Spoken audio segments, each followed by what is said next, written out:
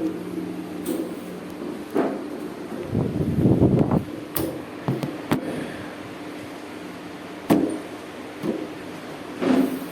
యొక్క మహోన్నతమైన కృపను బట్టి సర్వశక్తిమంతుడైన దేవుడు ఈ 2021వ సంవత్సరంలో ఈ రాత్రికాల సమయం వరకును కూడా మనం సజీవంగా క్షేమంగా ఉంచి ఉన్నారు. అలాగే స్థానిక సేవకులను బట్టి యేసుపాదం గారి యొక్క ప్రేమను బట్టి దేవుని యొక్క చిత్తాన్ని బట్టి ఈ యొక్క 2021వ సంవత్సరంలో 11వ నెలలో మీరు జరిగించేటువంటి ఆరాధనా క్రమాలు కాక ప్రత్యేక బైబిల్ తరగతులు మాత్రమే కాక ఈ 2వ శుక్రవారము నేను కూడా మీ మధ్య దేవుని వాక్యాన్ని పంచుకునే అవకాశాన్ని మొదటగా తండ్రిన దేవుడు అలాగే స్థానిక సేవకులు నాకు ఇస్తున్నారు. అందును బట్టి తండ్రిన దేవునికి హృదయపూర్వకంగా కృతజ్ఞతా స్తోత్రాలు. అలాగే సేవకునటువంటి యేసుపాదం గారికి ఇప్పుడు వచ్చిన మీ అందరికీ కూడా ప్రకటిస్తున్నామన్న ప్రత్యేక వందనాలు తెలియజేస్తున్నాను. ఈరోజు దేవుని యొక్క నడిపింపును బట్టి సోదరులుగా ఉన్నవాళ్ళు అడిగినటువంటి వాక్యాన్ని బట్టి ఈరోజు ఒక ప్రాముఖ్యమైనటువంటి వ్యక్తిని గురించి కొద్ది నిమిషాలు వాక్య భాగవచనం నేర్చుకుందాం.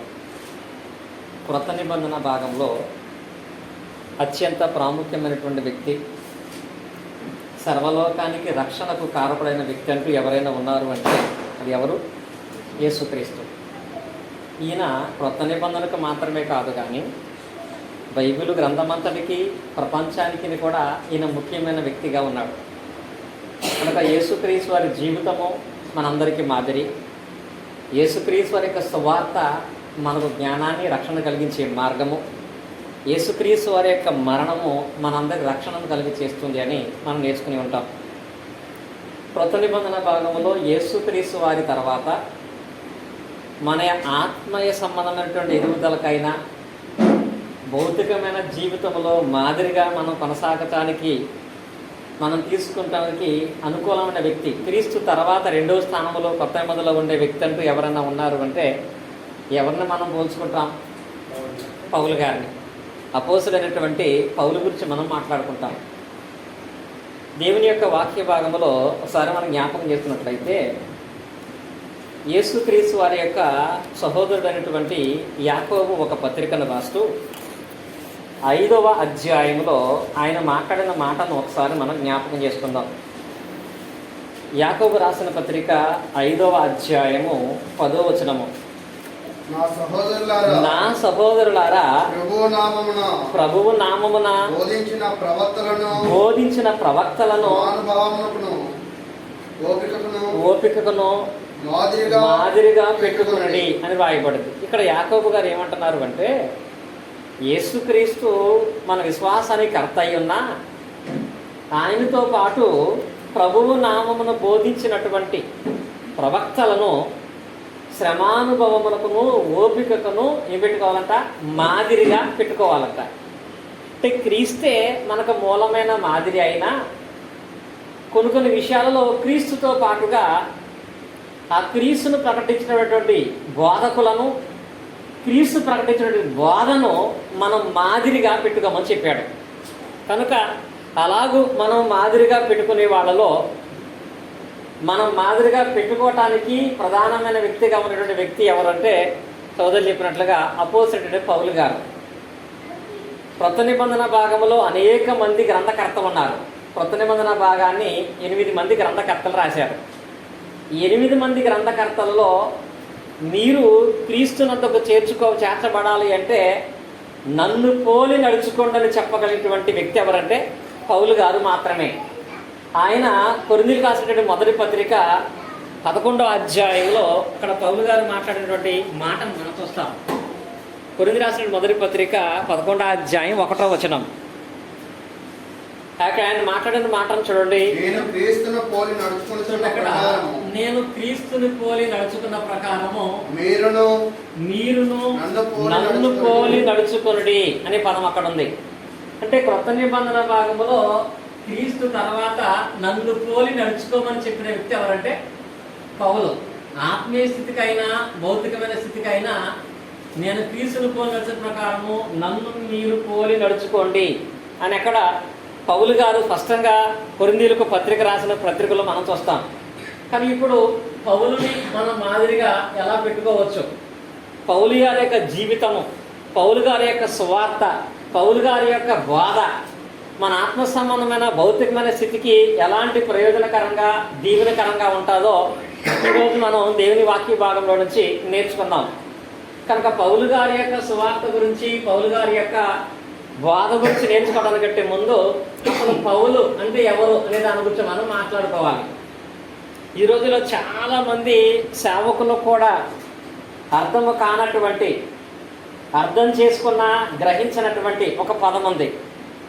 చాలామంది గొప్ప గొప్ప సేవకులుగా ఉన్న వాళ్ళు కూడా ఆయన విషయంలో వాడేటువంటి పదం పౌలు, సౌలు అనే 2 పదాలు ఉన్నాయి. పౌలు, సౌలు ఒకటా వేరా? వాళ్ళిద్దరు ఏమై ఉన్నారు? పౌలు, సౌలు అనే దాన్ని మనం చూస్తాం. చాలామంది కీర్తనలో కూడా ఏం పాడతారంటే ఒక పాట ఉంటుంది, దేవుడు వాళ్ళని మార్చాడని. పాత నిబంధనలో యాకోబుని ఏమని మార్చాడు? యాకోబుని ఇశ్రాయేలును మార్చాడు. అది నిజమే. యాకోబుని ఇశ్రాయేలుగా మార్చినది ఆయనే. మరి క్రొత్త నిబంధనలో పౌలుని, సౌలుని పౌలుగా మార్చాడంటారు. ఈ మాట కరెక్టేనా? పౌలు సౌలుగా, సౌలు పౌలుగా మార్చబడ్డా? ఒక పాట ఉంటుంది కదా, పాట అందరూ పాడతారు. నీ చేతులు రొట్టె నేనయ్య అనే పాటలో యాకోబుని ఇశ్రాయేలుగా మార్చింది నువ్వే, సౌలును పౌలుగా మార్చింది నువ్వే అని పాడతారు. ఆ పాట చాలామంది విశ్వాసాలుగా ఉన్న వాళ్ళు పాడతారు. సేవకులు కూడా సౌలును పౌలుగా మార్చిన దేవుడు నిన్ను కూడా మారుతాడని బోధిస్తారు. కానీ బైబిల్లో సౌలుని పౌలుగా మార్చినట్లుగా ఎక్కడా రాయబడలేదు. పేరే చాలామందికి అర్థం అవ్వట్లేదు. పేరే అర్థం కానప్పుడు అతని యొక్క బోధ, అతని జీవన విధానం మనకు ఎలా అర్థం అవుతుంది? దీని గురించి క్రొత్త నిబంధన భాగంలో అపోస్తలుల కార్యగ్రంథంలో మనం చూస్తాం. అపోస్తలుల కార్యములు 13వ అధ్యాయము 9వ వచనం. అక్కడ వాడబడిన పదం ఏంటి? 13వ అధ్యాయం 9వ వచనం. అందుకు పౌలు అనబడిన సౌలు పరిశుద్ధాత్మతో నిండిన వాడే. ఇక్కడ ఒక్క చోటే ఆ పేరు ప్రస్తావించబడింది. ఇక్కడ క్లియర్గా రాశాడు ఏమని? పౌలు అనబడిన సౌలు. చూడండి, అక్కడ ఏం పెట్టాడంటే పౌలు అనబడిన అని పెట్టాడు. అనబడిన అంటే పౌలుగా మారిన సౌలని, సౌలుగా మారిన పౌలని అక్కడ లేదు. అనబడిన అంటే అనబట్టం అనగా, ఇప్పుడు క్రొత్త నిబంధన అనేది గ్రీకు భాషలో రాయబడింది, పాత నిబంధన హెబ్రీ భాషలో రాయబడింది. కనుక హెబ్రీ భాషలో సౌలు, గ్రీకు భాషలో పౌలు. కనుక ఇక్కడ పౌలు సౌలుగా మార్చబడలేదు, సౌలు పౌలుగా మార్చబడలేదు. ఇప్పుడు మనకి ఇంకా అర్థం కావాలంటే మనం తెలుగులో దావీద్ అంటాం, ఇంగ్లీషులో డేవిడ్ అంటాం. ఇప్పుడు ఎవరైనా ఒక అతను వచ్చి దావీదును దేవుడు డేవిడ్గా మార్చాడు అంటే ఒప్పుకుంటానా? దావీదును డేవిడ్గా మార్చలేదు దేవుడు. తెలుగులో దావీదు, ఇంగ్లీషులో డేవిడ్. అలాగే హెబ్రీ భాషలో సౌలు, గ్రీకు భాషలో పౌలు. అంతే తప్ప పౌలుని దేవుడు సౌలుగా కానీ, సౌలును దేవుడు పౌలుగా కానీ మార్చలేదు. ఇది మొట్టమొదట ఆయన జీవితం గురించి తెలుసుకునే విషయంలో ఇది మొదట గ్రహించాలి. ఇది గ్రహించలేదు అంటే అసలు పౌలు నామమే వాడికి అర్థం కాలేదు అని. ఇంకా తరువాత పౌలు గారి గురించినటువంటి వ్యక్తిగత విషయాల గురించి చెప్పాలి అంటే కొన్ని ప్రాముఖ్యమైన సందర్భాలు మనం చూస్తాం. ఆయన గురించి ఫిలిప్పీలకు రాసిన పత్రికలో చూసినట్లయితే, ఫిలిప్పీలకు రాసిన పత్రిక 3వ అధ్యాయము 5-6 వచనాలలో అక్కడ కొన్ని పేర్లు రాయబడినాయి. ఒకటి అక్కడ మీరు చూసినట్లు చెప్పండి, పౌలు గారు ఏ వంశస్థుడు? నేను అడిగింది గోత్రము కాదు, వంశము. చూడండి, ఇక్కడ పౌలు ఏ వంశం వాడంటే ఇశ్రాయేలు వంశం వాడు. ఇశ్రాయేలు వంశం వాడనగా ఇశ్రాయేలులకు మూల పురుషుడు ఎవరు? ఎవరు మూల పురుషుడు? అబ్రహాము. అంటే ఇక్కడ పౌలు ఎవరు అంటే విశ్వాసులకు తండ్రి అయినటువంటి అబ్రహాం వంశంలోంచి వచ్చాడు. పౌలు గారు చెప్పాలంటే ఆయన సామాన్యమైన వాడు కాదు. ఆయన అబ్రహాం వంశంలోంచి వచ్చాడు, ఇశ్రాయేలు వంశం. ఇప్పుడు రెండవదిగా చెప్పాలంటే ఇప్పుడు మనం చెప్పుకుంటాం ఆయన గోత్రం ఏంటి? ఆయన గోత్రము బెన్యామీను గోత్రం. బెన్యామీను ఎవరి కుమారుడు? ఎవరి కుమారుడు? బెన్యామీను యాకోబు యొక్క కుమారుడు, అంటే ఇశ్రాయేలు కుమారుడు. కనుక ఇప్పుడు అబ్రహాం వంశంలో పుట్టినవాడు పౌలు గారు. అలాగే యాకోబు సంతానములో 12 గోత్రకర్తలలో ఒక గోత్రకర్తగా ఉంచబడిన వాడు పౌలు గారు. ఇంకా చెప్పాలి అంటే పౌలు గారి యొక్క మాతృభాష ఏంటి? అక్కడే ఉంటుంది కదా, ఏమంటాడు ఆయన? హిబ్రీయుడు నై అంటాడు. అంటే పౌలు గారి యొక్క మాతృభాష హిబ్రీ భాష. పౌలు గారు దీనితో పాటు అనంకరంగా మాట్లాడేటువంటి అధికారిక భాష రోమా అనేది. రోమ కుటుంబంలో రోమ భాష కాదండి, రోమ ప్రభుత్వం. అక్కడ వాళ్ళు మాట్లాడేది గ్రీకు భాష. అంటే పౌలు గారి యొక్క మాతృభాష హెబ్రీ భాష. కానీ పౌలు గారు జీవించిన కాలంలో రోమా ప్రభుత్వంలో అధికారంగా ఉన్న భాష ఏంటంటే గ్రీకు భాష. కనుక పౌలు హెబ్రీ భాష మాట్లాడగలడు, గ్రీకు భాష కూడా మాట్లాడగలిగిన వాడు. ఇంకా మీరు అక్కడ చూసినట్లయితే 4వదిగా ధర్మశాస్త్ర సంబంధమైన విషయంలో పౌలు ఎలాంటి వాడు? ధర్మశాస్త్రం ఎలా నేర్చుకున్నాడంటే అది ధర్మశాస్త్రములను ఎలా నడుచుకునేవాడు. ఇప్పుడు ఉదాహరణకి ఒక క్రైస్తవుడుగా మీరు ఎలా ఉంటున్నారు అంటే, ఈయన అంటాడు నేను సేవకుడిని, ఆయన అంటాడు నేను పరిచారకుడిని, ఆయన అంటాడు నేను సంఘ పెద్దని అంటారు కదా. అలా ధర్మశాస్త్ర విషయంలో కూడా కొన్ని కేటగిరీస్ ఉండేవి. ఒకడు ప్రధాన యాజకుడు, యాజకులు, తర్వాత లేవీలు, పరిసయ్యులు. అలాంటి విషయంలో పౌలు గారు ఏమై ఉన్నాడు? ధర్మశాస్త్ర విషయంలో అంటాడు కదా, ధర్మశాస్త్ర విషయమై పరిసయ్యుడనై. నేనేం సొంతంగా చెప్పట్లేదండి. ధర్మశాస్త్ర విషయంలో పౌలు గారు పరిసయ్యుడు, ఇక్కడ ఉంటుంది అక్కడ పరిసయ్యుడుగా ఉండేవాడంట. ధర్మశాస్త్ర విషయంలో పౌలు పరిసయ్యుడు. పరిసయ్యుడు అనగా పరిసయ్యుడు ఎలా ఉంటాడు? ఈ పరిసయ్యుని గురించి చెప్పాలి అంటే లూకాసు వార్త 18:11 పరిసయ్యుడు అనేవాడు ఎలా ఉంటాడు అనేది అక్కడ అర్థమవుతుంది మనకి. లూకాసు వార్త 18:11 పరిసయ్యుడు ఎలా ఉంటాడు? నిలువబడి దేవా నేను చోరులను అన్యాయస్తులను వ్యభిచారులనైనా ఇతర మనుషుల వలనైనా ఈ శంకర వలన ఉండనందుకు నీకు కృతజ్ఞతాస్తుతులు చెల్లించుచున్నాను. చూడండి ఇక్కడ వాక్య భాగంలో తర్వాత ఉంటుంది అక్కడ, నేను వారంలో 2 మార్లు ఉపవాసం ఉంటున్నాను, నా రాబడిలో 10వ భాగం. అంటే పరిసయ్యుడు అనేవాళ్ళు ఎలా ఉంటారు అంటే లోక సంబంధమైన వాటిలో ఏ పాపం వాళ్ళు చేయరు, నిష్ఠగా ఉంటారు వాళ్ళు. ధర్మశాస్త్ర విషయంలో ధర్మశాస్త్ర సంబంధమైన విషయాల్లో ఏ ఒక్క ఆజ్ఞను కూడా అతిక్రమించకుండా అత్యంత నిష్ఠగా పాటించేవాడు పరిసయ్యుడు. 2వది, వీళ్ళు వారానికి 2 సార్లు ఉపవాసం ఉంటారు. పరిసయ్యుడు అంటే ప్రతి వారములో 2 సార్లు వాళ్ళు ఉపవాసం ఉంటారు. ఇంకా తర్వాత వాళ్ళ సంపాదనలో ఎగ్జాక్ట్గా వాళ్ళ 10వ భాగం దేవునికి ఇచ్చేస్తారు. ఇలాంటి ప్రత్యేకమైనటువంటి విధానములో కొనసాగుతున్నటువంటి వ్యక్తి ఎవరంటే పౌలు గారు. ధర్మశాస్త్ర విషయంలో పరిసయ్యుడుగా ఎంచబడినట్లు అక్కడ మనం చూస్తున్నాం. ఇలాంటి పరిసయ్యుడు ఉన్నటువంటి ఈయన ఇంతకీ ఈయన ఉండేటువంటి పట్టణం ఏంటి? చాలా మంది తెలుసు ఎక్కడ ఉండేవాడు ఈయన తార్సు పట్టణస్థుడు అంట. తార్సు పట్టణస్థుడు. ఇది సిరియా ప్రాంతంలో ఉన్నటువంటి ఒక ముఖ్యమైన పట్టణం తార్సు పట్టణం. ఈ తార్సు పట్టణం అనేది పౌలు గారి యొక్క సొంత పట్టణం. ఇక్కడ పుట్టాడు, ఇక్కడే పెరిగాడు.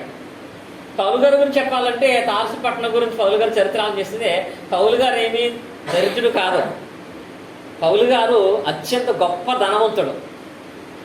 అతని తండ్రి వ్యాపారస్తుడు, ధనవంతుడై ఉన్నాడు. కాబట్టి పౌలు సకల విద్యలందును కూడా అతను ప్రవీణుడుగా ఎంచబడ్డాడు.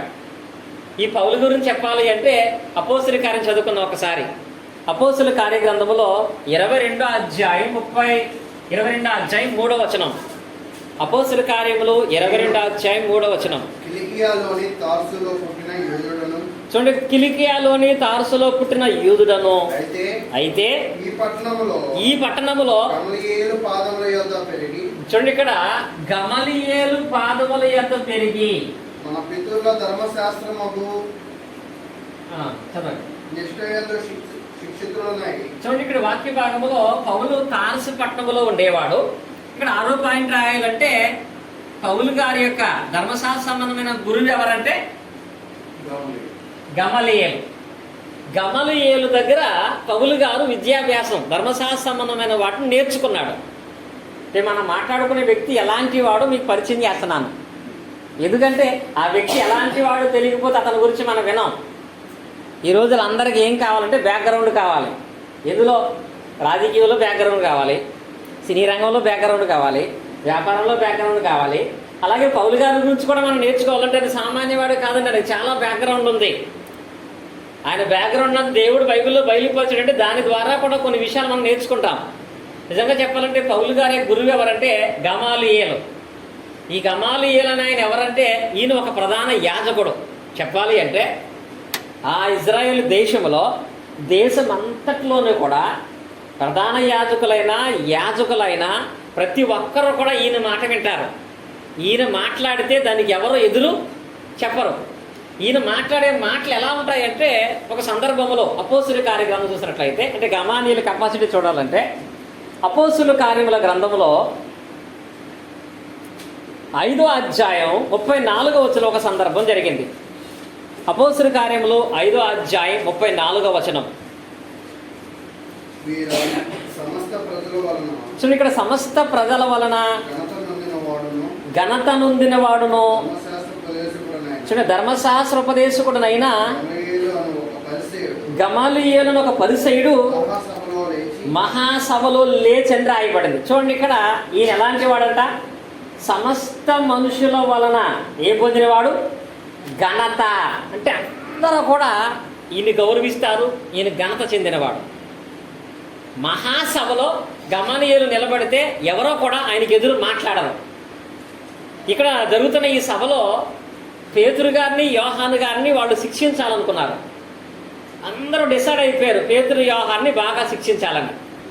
అప్పుడు గమలీయేలు ఆ సభలో లేచి అంటాడు, వీళ్ళని శిక్షించడానికి మీరెవరు? వీళ్ళు నిజంగా సొంతంగా అబద్ధాలు చెప్పడానికి వచ్చారా? అబద్ధం ఎప్పుడు నిలబడదు కనుక వాళ్ళే పోతారు, వదిలేయండి.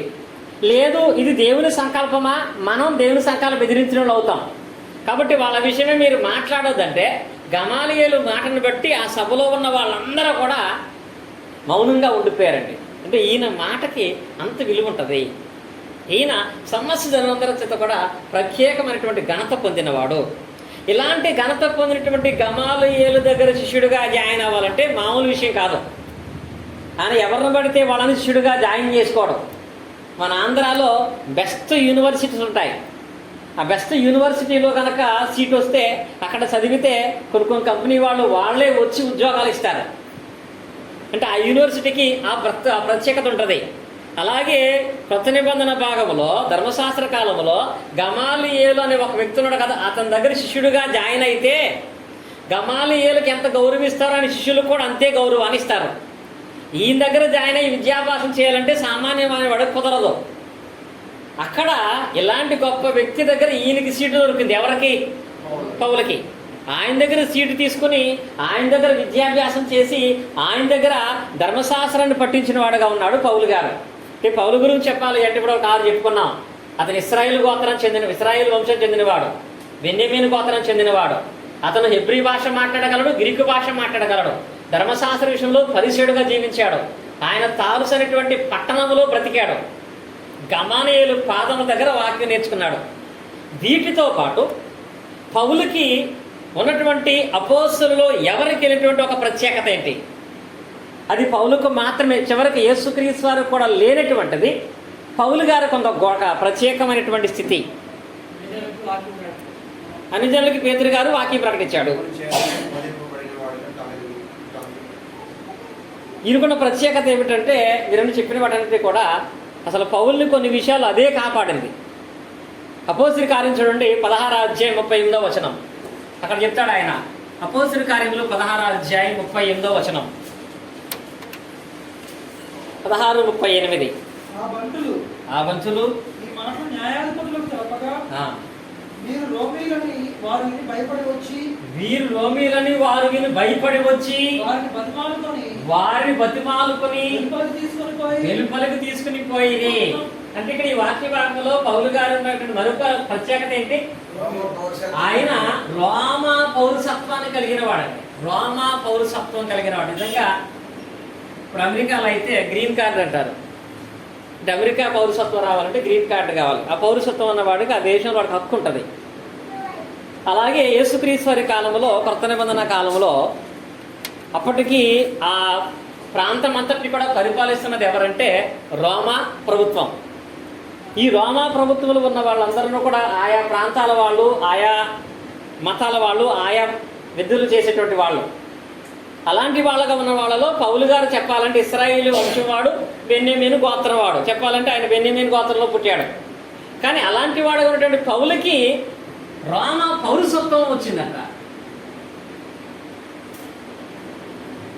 రోమా పౌరసత్వం అంటే ఇది ఎలా వచ్చి ఉంటుంది? ఇప్పుడు వాళ్ళ నాన్న తార్సు పట్టణంలో ముఖ్యమైన వ్యాపారి ఉన్నాడు. ఈ వ్యాపారం చేసేవాడు అక్కడ వాడి మాటకి విలువ అనేది ఉండాలంటే వాడికి ఏం కావాలి? ఆ పౌరసత్వం కావాలి. కనుక తండ్రి రోమ పౌరసత్వాన్ని కలిగి ఉంటే కొడుకు కూడా ఆటోమేటిక్ ఏమవుతుంది? వారసత్వంగా వస్తుంది. పౌలు గారు అంటాడు చాలా సందర్భాల్లో, నువ్వు రోమ పౌరసత్వం కొనుక్కున్నావేమో, నాకు వారసత్వంగా వచ్చిందంటాడు. అంటే పౌలు గారు నాన్న రోమ పౌరసత్వం కలిగిన వాడు కనుక కొడుకు కూడా వారసత్వంగా రోమ పౌరసత్వం వచ్చింది. ఈ రోమ పౌరసత్వం అనేది ఇవ్వబడిన విధానాన్ని కూడా ఎందుకు ప్రస్తావించాడు అంటే, మన భారతదేశంలో శిక్షలకు కానీ, శిక్ష నుంచి విడుదల పొందడానికి కానీ, మనం వినపడుతున్న పోలీసు కానీ, ప్రతి యంత్రాంగం కానీ ఏ చట్టాన్ని ఫాలో అవుతారు? భారతదేశ చట్టం మీద దాన్ని ఏమంటాం? రాజ్యాంగం. రాజ్యాంగ ప్రకారమైన విధులను బట్టి మన ప్రభుత్వం అంతా కూడా కొనసాగుతుంది. అది భారతదేశానికి మాత్రమే వర్తిస్తుంది. ఎందుకనగా ఇప్పటికీ కొన్ని కంట్రీస్లో రాజుల పరిపాలన జరుగుతుంది.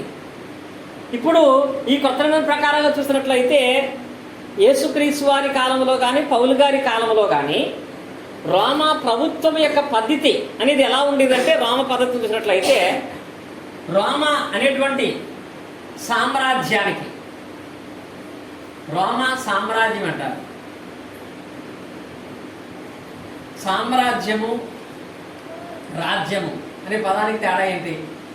రాజ్యం అంటే ఏంటి? సామ్రాజ్యం అంటే ఏంటి అండి? ఒకటే అయితే రాజ్యం, సకమోష గారు చెప్పారు.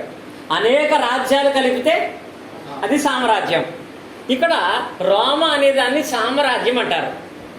ఇంత ఉన్నతమైనటువంటి సామ్రాజ్యాన్ని పరిపాలించడానికి నియమించబడినటువంటి వ్యక్తి ఎవరంటే, చెప్పాలంటే వాళ్ళకు ఉండేటువంటి వ్యక్తి కైసర్. ఇది తెలిస్తేనే పౌలు గారి ప్రయాణం మనకు అర్థమవుతుంది. ఈ కైసరు ఈయన ఏమంటారంటే చక్రవర్తి అంటారు. ఈయన ఏం చేశాడు అంటే, ఈ కైసరు చక్రవర్తిగా ఉన్న టైంలో చతుర్థాధిపతులను ఏర్పాటు చేశాడు. చతుర్థాధిపతులు లూకాసు వార్త 3వ అధ్యాయంలో ఉంటుంది అది. అందులో ఒక ఆయన పిలాతు, ఆ తర్వాత రెండవ ఆయన హేరోదు. 3వ అధ్యాయం చదవండి 1 నుంచి. ఎవరి కైసరు ఏలుబడిలో 15వ సంవత్సరమందు యూదయకు పొంతి పిలాతు అధిపతిగాను, గలిలయకు హేరోదు చతుర్థాధిపతిగాను, ఇతూరయ త్రకోనీతి దేశములకు అతని తమ్ముడైన ఫిలిప్పు చతుర్థాధిపతిగాను, అబిలేనే దేశమునకు లుసానియా అధిపతిగాను, అన్నయ్య కయపయు ప్రధాన యాజకులుగాను ఉండరి. చాలండి. ఇక్కడ వాక్య భాగం మీరు చూసినట్లయితే రోమా సామ్రాజ్యానికి చక్రవర్తిగా కైసర్ ఉన్నాడు. ఈయనే రాజు. ఈ కైసర్ ఏం చేశాడంటే తన సామ్రాజ్యాన్ని 4 భాగాలు చేశాడు. అక్కడ ఉంది కదా చతుర్థాధిపతులు. చతుర్థాధిపతులు అంటే చతురస్రం అంటే 4 భాగాలుగా చేసి, ఈ 4 భాగాలలో ఒక భాగం పిలాతుకి ఇచ్చాడు, ఇంకొకటి హేరోదికి ఇచ్చాడు, ఫిలిప్పుకి ఇచ్చాడు, లుసానియా ఇచ్చాడు. ఈ 4 కూడా పరిపాలన చేసేవాడు. వీళ్ళ పరిపాలన క్రమం ఎలా ఉంటుందంటే, హేరోదైనా, ఫిలిప్ అయినా, లుసానియా అయినా ఈ 3 పిలాతు కింద ఉంటారు. పిలాతు కైసరి కింద ఉంటాడు. అర్థమైందా? ఈ 3 పిలాతు కింద ఉంటారు. అంటే పిలాతు చెప్పినట్టుగా వీళ్ళు ముగ్గురు నడుస్తారు, కైసరు చెప్పినట్టుగా పిలాతు నడుస్తాడు. మీరు కొత్త నిబంధన భాగంలో చూడండి, హేరోదుకు కానీ ఫిలిప్పుకు కానీ లోసానేకి కానీ ఒక వ్యక్తికి మరణశిక్ష విధించేటువంటి హక్కు లేదు. ఎవరికి? హేరోదుకు కానీ ఫిలిప్పుకు కానీ ఈయనకు కానీ మరణశిక్ష విధించే హక్కు లేదు. అందుకని యేసుక్రీస్తు వారిని సిలువకు అప్పగించింది ఎవరు? పిలాతు. వాస్తవం యేసుక్రీస్తు వారు ఉన్న ప్రాంతం ఎవరిది? హేరోది. హేరోదు ప్రాంతంలో యేసుక్రీస్తు వారు ఉన్నా హేరోదు యేసుక్రీస్తు మరణశిక్ష విధించలేడు, విధించకూడదు. శిక్షించడము, చెరసాలలో పెట్టడము, తిరిగి న్యాయాధిపతికి అప్పచెప్పడము, తిరిగి పిలాతుకు తీసుకెళ్తాం. పిలాతుకు మాత్రమే ఎవరికైనా సరే మరణశిక్ష విధించేటువంటి అధికారం కైసరు ఇచ్చాడు. అందుకని హేరోదు తరచుగా పిలాతు దగ్గరికి పంపిస్తాడు యేసుక్రీస్తు వారిని. వీళ్ళు కూడా ఎవరికి పడితే వాళ్ళకి మరణశిక్ష విధించరు. నిజంగా పిలాతు యేసుక్రీస్తు వారికి మరణశిక్ష విధించడానికి, హేరోదు యేసుక్రీస్తు వారిని చంపటానికి ఆలోచన చేయటానికి గల కారణాలు ఏంటో తెలుసా? ఇప్పుడు వాస్తవంగా ప్రభుత్వానికి యేసుక్రీస్తు వారికి గొడవలు వచ్చినాయా? యూదులకు యేసుక్రీస్తు వారికి గొడవలు వచ్చినాయా? మనస్పర్ధలు. ప్రభుత్వంలో యేసుక్రీస్తు వారికి ఎటువంటి ఇబ్బంది లేదు. ఎందుకంటే ప్రభుత్వంలో వాళ్ళు ఎవరు? రోమీలు, అనగా వాళ్ళు ఎవరు? అన్యులు. కనుక అన్యులుగా ఉన్నారు కాబట్టి వాళ్ళకి మత సంబంధమైన విషయాలు పట్టించుకోరు. మనకెందుకు వచ్చిన గొడవది? మత సంబంధమైన విషయాల్లో వాళ్ళు జోక్యం చేసుకోరు. కాబట్టి ఇప్పుడు వచ్చిన గొడవ హేరోదుకి క్రీస్తు కాదు, పిలాతుకి క్రీస్తు కాదు, యూదులకి యేసుక్రీస్తు వరకు వచ్చింది. యేసుక్రీస్తు వారు ఏమో ధర్మశాస్త్రం కొట్టివేయబడింది అంటాడు, ధర్మశాస్త్రం అనుసరించి నీతిమంతుగా తీర్చబడి అంటాడు, నేనే దేవుని కుమారుని అంటాడు. యూదులేమో దేవుని కుమారుడైతే రాజుగా ఉంటాడు అనుకుంటారు వాళ్ళు. వాళ్ళకి మధ్య యూదులకు క్రీస్తు మధ్య భేదాలు వచ్చినప్పుడు పిలాతు సిలువ ఎందుకు వేసేటప్పుడు పిలాతు దాన్ని పట్టించుకోడు. అందుకే వాళ్ళు ఏం చేశారు తెలుసా? అయ్యా, మా యోధా మతంలో యేసుక్రీస్తు వారికి మాకు పడతలేదు, మా యోధా మతంలో ఉన్నటువంటి ధర్మశాస్త్రానికి వ్యతిరేకంగా యేసుక్రీస్తు వారు బోధిస్తున్నాడు, కాబట్టి అలాంటి బ్రతకూడదు, చంపేయమంటే పిలాతు నాకెందుకు వచ్చిన గొడవ అంటాడు. ఎందుకని ఆయనకి సంబంధం లేని విషయం అది, దాన్ని పట్టించుకోడు. అందుకే వాళ్ళు పిలాతు దగ్గరికి వెళ్ళినప్పుడు యేసుక్రీస్తు ఏమన్నారో తెలుసా? వాడు రకరకాల బాధలు చేయటం కాదయ్యా, వాడు రాజు అంటున్నాడు అన్నారంట. ఏమాట? ఈయన రాజు అని అంటున్నాడు, యేసుక్రీస్తు రాజు అంటాడు అన్నప్పుడు ఆ పదానికి ఈయనకి కోపం వచ్చింది. రాజు అంటే ఎవరి పోస్టుకి ఇప్పుడు ప్రమాదం? ఇప్పుడు ఆయన దేవాలయం కట్టి 3 రోజులు కడతానన్నాడు.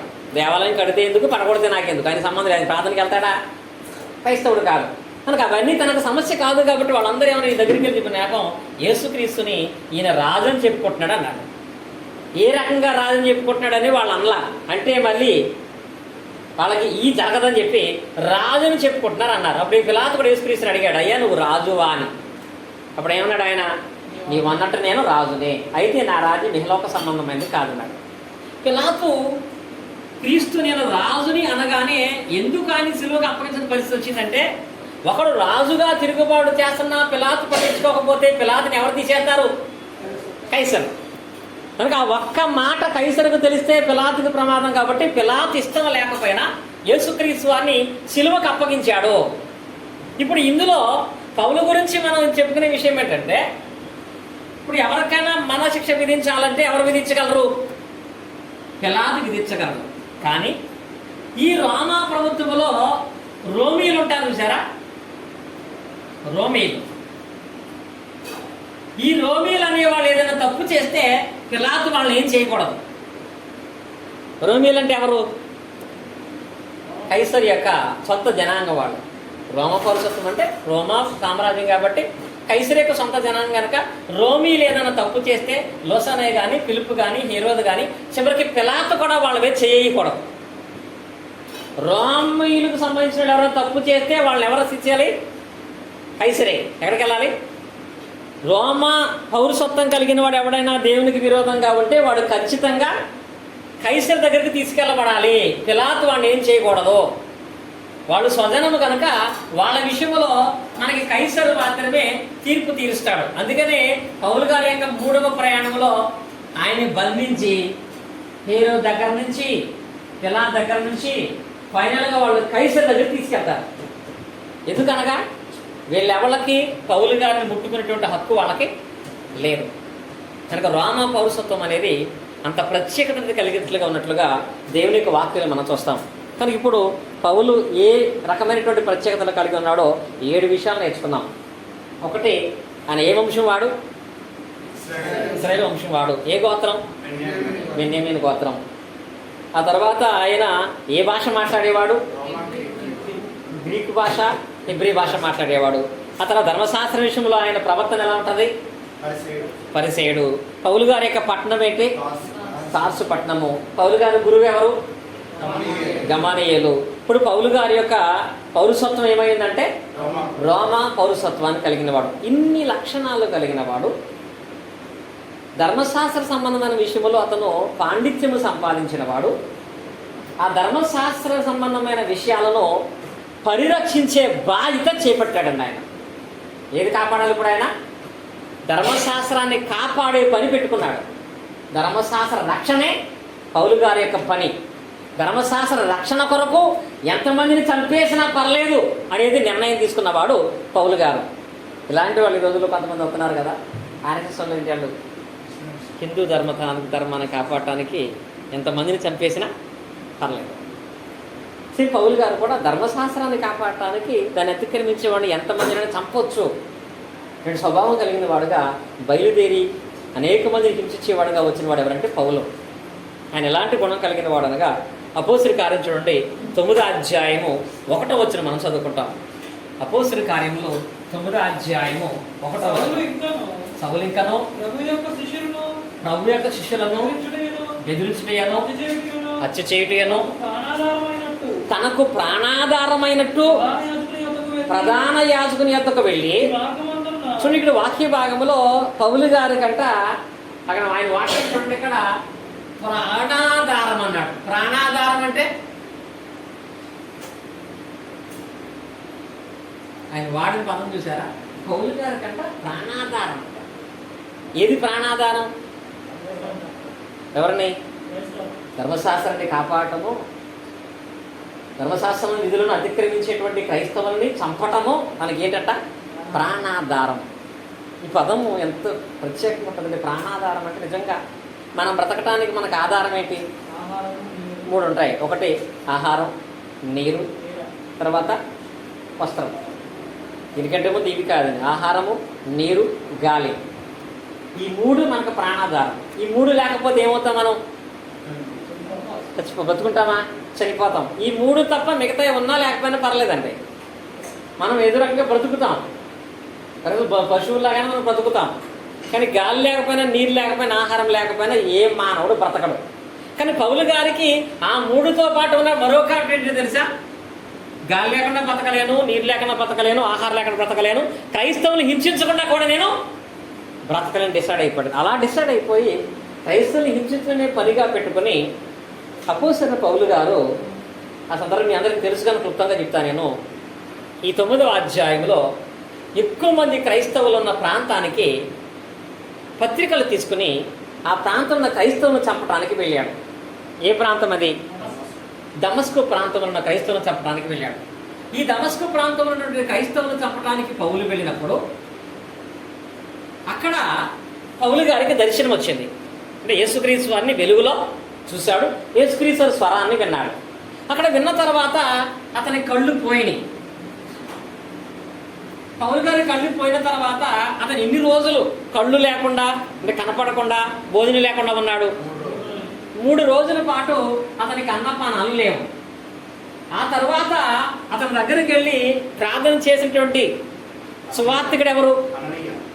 అన్నయ్య. అన్నయ్య అనేటువంటి సువార్తికుడు అతనికి వాక్యం చెప్పి ప్రార్థన చేశాడు. ప్రార్థన చేసినప్పుడు అతనికి స్వస్థత కలిగింది. స్వస్థత కలిగిన తర్వాత పౌలు అతని దగ్గర బాప్తిసాన్ని పొందాడు. ఏ ప్రాంతంలో? ఇదంతా ఎక్కడ జరుగుతుంది? దమస్కు ప్రాంతంలో. దమస్కు ప్రాంతంలో పౌలు మార్పు చెందాడు. మారు మనసును పొంది యేసుక్రీస్తుని అంగీకరించి స్వస్థత పొందిన వాడై బాప్తిసం పొంది, ఎప్పుడైతే అతను బాప్తిసం పొందాడో తన ధర్మశాస్త్రం అంతా కూడా తిరిగేస్తే అప్పుడు అతనికి అర్థమైంది, నేను వెళుతున్న మార్గం సరైనది కాదు. నిజంగా యేసుక్రీస్తు దేవుని కుమారుడై ఉన్నాడు అనేది అక్కడ పౌలు నమ్మి దమస్కు ప్రాంతంలో మొట్టమొదట పౌలు గారు సువార్త ప్రకటన చేశాడు. దమస్కు ప్రాంతంలోనే మార్పు పొందిన తర్వాత తను చేసినటువంటి ప్రసంగం చూడండి. అపోస్తుల కార్యం చూసినట్లయితే 9వ అధ్యాయం 19వ వచనం. అపోస్తుల కార్యాలు చదవండి. అతడు దమస్కులో ఉన్న శిష్యులతో కూడా అతడు దమస్కులో ఉన్న శిష్యులతో కూడా దినములుండెను. చదవండి. వెంటనే సమాజ మందిరములో యేసే దేవుని కుమారుడని ఆయన కూర్చి ప్రకటించుచూ వచ్చాడు. సో ఈ వాక్య భాగంలో ఎప్పుడైతే అక్కడ ఉన్నాడో తెలుసుకున్నాడో అక్కడి నుంచి ఆయన ఆ ప్రాంతంలో ఏమని ప్రకటిస్తున్నాడు? యేసే దేవుని కుమారుడు, యేసే దేవుని కుమారుడు అనగా యేసునందు విశ్వాసం ఉంచి బాప్తిసం పొందిన నేను చంపుతున్నాను, కానీ నేను చేసేదంతా వాక్యానికి విరుద్ధమైంది. యేసుక్రీస్తునందు విశ్వాసం ఉంచండి, యేసుక్రీస్తునందు బాప్తిసం పొందండి, యేసుక్రీస్తునందు రక్షణ ఉంది, యేసుక్రీస్తు జీవం ఉందని చెప్పి ఆయన యేసే దేవుని కుమారుడిని బోధిస్తున్నాడు. ఇలాగూ ఆయన దమస్కు ప్రాంతంలో బోధిస్తూ ఉండగా ఈయన దమస్కు ప్రాంతానికి వెళ్ళింది ఒకదానికి. ఎందుకు వెళ్ళాడు? క్రైస్తవులు చంపటానికి. తీరా వెళ్ళిన తర్వాత అక్కడ పౌలు గారు చేసే పని క్రైస్తవుల్ని తయారు చేస్తున్నాడు. చంపటానికి వెళ్ళినప్పుడు వెళ్ళినవాడు ఎప్పుడైతే దమస్కు ప్రాంతంలో క్రైస్తవులు తయారు చేస్తున్నాడో ఈ పత్రికలు ఇచ్చిన వాళ్ళకి పౌలు గారి మీద కోపం వచ్చింది. అసలు వాళ్ళని చంపరా వెళ్ళి అంటే వీడే వెళ్ళి వాళ్ళ వంత పలికి వాళ్ళకు వాక్యం చెబుతూ వాళ్ళే అనుసరించిన విధంగా యేసే దేవుని కుమారుడిని బోధిస్తున్నాడని చెప్పి అక్కడ వాళ్ళు ఆ దమస్కు ప్రాంతంలోని పౌలు గారిని చంపేద్దాం అనుకున్నారు. అంటే ధర్మశాస్త్రోపదేశకుడుగా క్రీస్తు విరోధిగా ఉన్నంతకాలం ఆయనకు ఒక పదవి ఉంది, గౌరవం ఉంది, పత్రికలు ఇచ్చారు. అతను ఏం చేసినా ఎవడు అడిగేవాడు లేడు. ఎప్పుడైతే క్రీస్తులోనికి మార్చబడ్డాడో ఆ పదవిని తీసేయటం మాత్రమే కాకుండా ఆ గౌరవాన్ని పోగొట్టడం మాత్రమే కాకుండా ఆయన్ని చంపే ప్రయత్నం వాళ్ళు చేశారు. అందుకే పౌలు ఏమంటాడంటే ఇలాంటి పరిస్థితులు వస్తాయని తెలుసు, వాక్యం విన్న తర్వాత ఆయన డిసిషను బ్రతుకుట క్రీస్తే చావైతే.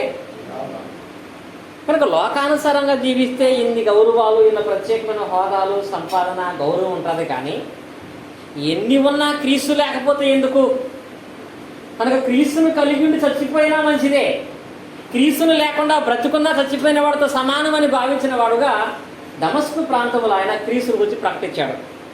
ప్రకటించినప్పుడు పౌలుని చంపమని దమస్కు ప్రాంతానికి ప్రభుత్వం వాళ్ళు కొంతమంది మనుషులు పంపించారు. ఈ దమస్కులో ఉన్నటువంటి క్రైస్తవులు పౌలు గారితో మాట్లాడి, నువ్వు ఇక్కడ ఉంటే నీ ప్రాణానికి ప్రమాదం కాబట్టి మరిన్ని దేవుని వాక్యాలు నేర్చుకోవాలనుకుంటే నువ్వు దమస్కు ప్రాంతం నుంచి యెరూషలేము వెళ్ళిపోమని చెప్పారు. యెరూషలేములో ఎవరుంటారు? అపోస్తలులు ఉంటారు. యెరూషలేములో అపోస్తలులు ఉంటారు. ఎందుకనగా అపోస్తల కార్యము 2వ అధ్యాయం నుంచి అపోస్తల కార్యములో 7వ అధ్యాయం వరకు కూడా అపోస్తలులు యెరూషలేము ప్రాంతంలోనే సువార్త ప్రకటన చేశారు. యెరూషలేములో ఒకసారి 3,000 మంది బాప్తిసం పొందారు, ఒకసారి 5,000 మంది బాప్తిసం పొందారు, అనేక మంది రక్షణ పొందారు. యెరూషలేములో సువార్త ప్రకటన చేస్తున్నారు కాబట్టి యెరూషలేములో సువార్త ప్రకటన చేస్తూ ఉండగా పౌలు ఒక ఆయన్ని చంపించేశాడు. అంటే చంపడానికి అనుమతించాడు. ఎవరిని? స్టెఫన్ని. ఎప్పుడైతే స్టెఫను చంపబడ్డాడో క్రైస్తవులందరూ చెదిరిపోయారు, అపోస్తలులు మాత్రం యెరూషలేములో ఉండిపోయారు. వీళ్ళు బయటికి వెళ్ళకూడదు. అదే చెదరిపోయిన వాళ్ళు దమస్కులో ఉన్నారు. దమస్కులో అన్నయ్య సంఘమును ఏర్పాటు చేసి కొనసాగిస్తున్నాడు. అన్నయ్య ద్వారా పౌలు గారు బాప్తిసం పొందాడు. మళ్ళీ దమస్కు వాళ్ళు ఏమన్నారంటే నువ్వు యెరూషలేము వెళితే నీకు మంచిది, నేను ఇంకా విశ్వాసములో అపోస్తలులు బలపరుస్తారు, స్థిరపరుస్తారు, యెరూషలేము వెళితే మంచిదని చెప్తే అప్పుడు పౌలు దమస్కు ప్రాంతాన్ని యెరూషలేము వచ్చాడు. అక్కడ జరిగినటువంటి సంఘటన ఏమిటి అంటే యెరూషలేము వచ్చినప్పుడు యెరూషలేము ప్రాంతానికి దమస్కు ప్రాంతం పౌలు ఎందుకు వెళ్ళాడు? క్రైస్తవులు చంపడానికి. ఇప్పుడు అదే పౌలు మరలా యెరూషలేము వచ్చి అపోస్తలుల గురించి వెతుకుతూ అపోస్తలులు ఎక్కడున్నారు, వాళ్ళతో నేను సహవాసం కలిగి ఉండాలి, వాళ్ళ దగ్గర వాక్యం నేర్చుకోవాలని చెప్తున్నాడు అందరికీ. ఈ మాట అపోస్తలులకు వినపడి వాడు ఏదో పొట్ట పన్నాడు. అంటే మేము ఎక్కడున్నామో వాడికి దొరకట్లేదు కాబట్టి మా దగ్గర నేర్చుకుంటాను, వాళ్ళ దగ్గర వాక్యం నేర్చుకుంటాను, వాళ్ళతో కలిసి ఉంటానంటే మమ్మల్ని మీరు చూపిస్తారు, మమ్మల్ని మీరు చూపిస్తే మమ్మల్ని పౌలు గారు పంపేయచ్చు అని చెప్పి పౌలు గారు వేరే ఉపాయం పని మమ్మల్ని ఎతుకుతున్నాడు కాబట్టి దయచేసి పౌల్ని మా దగ్గరికి తీసుకురావద్దని అపోస్తలులు అన్నారు. వెళ్ళినా సరే పౌలు వాళ్ళు లోపలికి రానివ్వట్లా, నువ్వు రావద్దు, నువ్వు వస్తే మాకు ప్రమాదం, ఎలాంటాడో మాకు తెలుసు కనుక పౌలు వాళ్ళు రానివ్వట్లేదు. అలా రానివ్వనటువంటి టైంలో ఈ అపోస్తులతో పౌల్ని కలపటానికి సహకరించిన వ్యక్తి ఒక ఆయన ఉన్నాడు. నేను ఎవరో తెలుసా? అపోస్తుల కార్యములు 19:27 చూడండి. అపోస్తుల కార్యములు 19వ అధ్యాయం 27వ వచనం. మరియు ఈ మన వృత్తి యందు ఆ, లక్ష్యము తప్పిపోవడే కాక ఆ. మహాదేవి అయిన అర్చమే దేవి యొక్క ఇక్కడ చూడండి. అపోస్తుల కార్యములు 9వ అధ్యాయం 37వ వచనం చదువుకుందాం. ఆ దొంగ యొక్క ఆమె కాయలా ఇక్కడ చూడండి. పట్టుకోగా ఇక్కడ చూడండి. 9వ అధ్యాయం నుండి చూడండి 27వ వచనం. ఇందాక మీరు రాంగ్ చదువుతున్నారు. అయితే అయితే బర్నబా బర్నబా అతని దగ్గర తీసి అతని దగ్గర తీసి అపోస్తులకు తోడుకుని వచ్చి అతని త్రోవలో అతను ప్రభువును చూసిననియు ప్రభు అతనితో మాట్లాడిననియు అతను దమస్కులో యేసు నామమును బట్టి ధైర్యంగా బోధించిననియు వారికి వివరంగా తెలియపరిచాను. చూడండి, ఇక్కడ 12 మంది అపోస్తలులు పౌలు గారిని చేరదీయట్లేదు. అప్పుడు పౌలు గురించి నేను హాని అనేటువంటి విధానంలో మాట్లాడిన వ్యక్తి ఎవరు? అక్కడ బర్నబాని అక్కడ మనం చూస్తాం. బర్నబా అపోస్తలుడా? ఆ టైంలో, ఆ సమయంలో బర్నబా అపోస్తలుడు కాదు. అపోస్తలుడు కాకపోయినా 12 మంది అపోస్తలులను కూడా ఈయన మాటను బట్టి ఒప్పించేటువంటి కెపాసిటీ బర్నబాకు ఉంది. బర్నబా యూదులు ఎలాగైతే గమాలియేలు మాట్లాడితే ఆ మాటని అనుసరిస్తారో, అపోస్తలులు కూడా బర్నబా చెబితే ఆ మాట వాళ్ళు వినాల్సిందే. ఈ బర్నబా యొక్క ప్రత్యేకత ఏమిటి అంటే, బర్నబా గురించి చెప్పాలి అంటే అపోస్తలుల కార్యం 4వ అధ్యాయంలో కనపడతాడు మనకి మొట్టమొదటిసారి బర్నబా. అపోస్తలుల కార్యంలో 4వ అధ్యాయము 36వ వచనం. కుప్రాలో పుట్టిన లేవీయుడైన యోసేపు అను ఒక మనుషుడు ఉండెను. చాలు ఇట్లా ఇక్కడ ఇది ఎవరంట? కుప్రాలో పుట్టినవాడు, తర్వాత లేవీయుడు. యోసేపు అను ఈయన పేరేంటి? ఒకడుండెను. యోసేపు. అసలు పేరేంటంటే ఈయన పేరు యోసేపు. ఈయన యోసేపుగా ఉన్న ఇతనికి అపోస్తలులు ఈయన ఈ కుప్రా ప్రాంతంలో అత్యంత మిక్కిలి ధనవంతుడుట. ఇప్పుడు చెప్పారంటే మనం ధనవంతులు చెప్పుకుంటాం కదా, బిల్ గురించి, గొప్ప గొప్ప ధనవంతుల గురించి. అలా ధనవంతులుగా చెప్పాలంటే బర్నబా అనే ఆయన గొప్ప ధనవంతుడు కుప్రా ప్రాంతంలో. ఇంత ధనవంతుడుగా ఉన్నటువంటి ఈయన లేవీయుడు కనుక పెంతెకోస్తు పండుగ దినాన్న యెరూషలేము వచ్చాడు. యెరూషలేములో పేతురు గారు వాక్యం చెప్పినప్పుడు అనేక మంది బాప్తిసం పొందినప్పుడు బర్నబా కూడా బాప్తిసం పొందాడు. బాప్తిసం పొంది దేవుని సువార్త కొరకు నాకు కలిగిన సమస్తాన్ని కూడా ఇచ్చేస్తానని చెప్పి బర్నబా తనకున్నటువంటి ఆస్తి అంతా కూడా అపోస్తులకి ఇచ్చేశాడు. మొత్తం ఆస్తి అంతా కూడా వాళ్ళకి సంఘానికి రాసి ఇచ్చేశాడు. అపోస్తులకి మిక్కిల ధనవంతుడు అయ్యండి ఆస్తి అంతా అపోస్తులకి ఇచ్చేశాడు. ఎప్పుడైతే ఎంత ఆస్తిని దేవుని సేవ కొరకు ఇచ్చేశాడో అప్పుడు వాళ్ళు అంటారు, అసలు పేరు ఆయన పేరు ఏంటంటే యోసేపు. అయితే అప్పుడు అంటారు, నిజంగా బర్నబా అనేక మందికి మాదిరి హెచ్చరిక పుత్రుడు కాబట్టి అప్పుడు యోసేపు అనే పేరు కాకుండా ఆయనకి వాళ్ళు బర్నబా అనే పేరు పెట్టారు. ఇప్పుడు ఎంత ఆస్తి దేవుని సేవ కొరకు ఇచ్చేశాడు కాబట్టి ఈ ఆస్తి అంతటి మీద అపోస్తలులు అతనికి అధికారం ఇచ్చారు. ఈ ఆస్తి అంతా ఎత్తున్నావు కాబట్టి ఈ ఆస్తిని దేవుని సేవ కొరకు ఎలా వాడాలో నువ్వే నిర్ణయం తీసుకో అంటే బాధ్యత అపోస్తలులు బర్నబాకి ఇచ్చారు. కానీ ఇప్పుడు ఎంత ఆస్తిని దేవుని సేవ కొరకు ఇచ్చినటువంటి బర్నబా ఎప్పుడైతే పౌలు గురించి మాట్లాడాడో వాళ్ళు వెంటనే ఆ మాట అంగీకరించారు. ఇంకా బర్నబా చెప్పిన తర్వాత మనం మాత్రం ఏం చేస్తాం? మనం మన జీవితాలు ఇచ్చాం. బర్నబా అతని ఆస్తి మొత్తం ఇచ్చాడు. మనకు అలాంటి వ్యక్తిని బట్టి మనం ఎందుకు అభ్యంతరం కలగ చేయటం అని చెప్పి బర్నబా యొక్క మాటను బట్టి వాళ్ళు ఆ అపోస్తలులు పౌలు గారిని చేరదీశారు. పౌలు గారు వాళ్ళతో కొంతకాలం ఉన్నాడు. కొంతకాలం మంది వాళ్ళతో పాటు యెరూషలేములో వాక్యం చెబుతూ ఉంటే దమస్కు ప్రాంతంలో పౌలు గారు లేరని, యెరూషలేములో అపోస్తలుల దగ్గర పౌలు గారు ఉన్నాడని తెలిసి కొంతమంది అధికారులు యెరూషలేములో ఉన్న పౌలుని చంపడానికి వచ్చారు.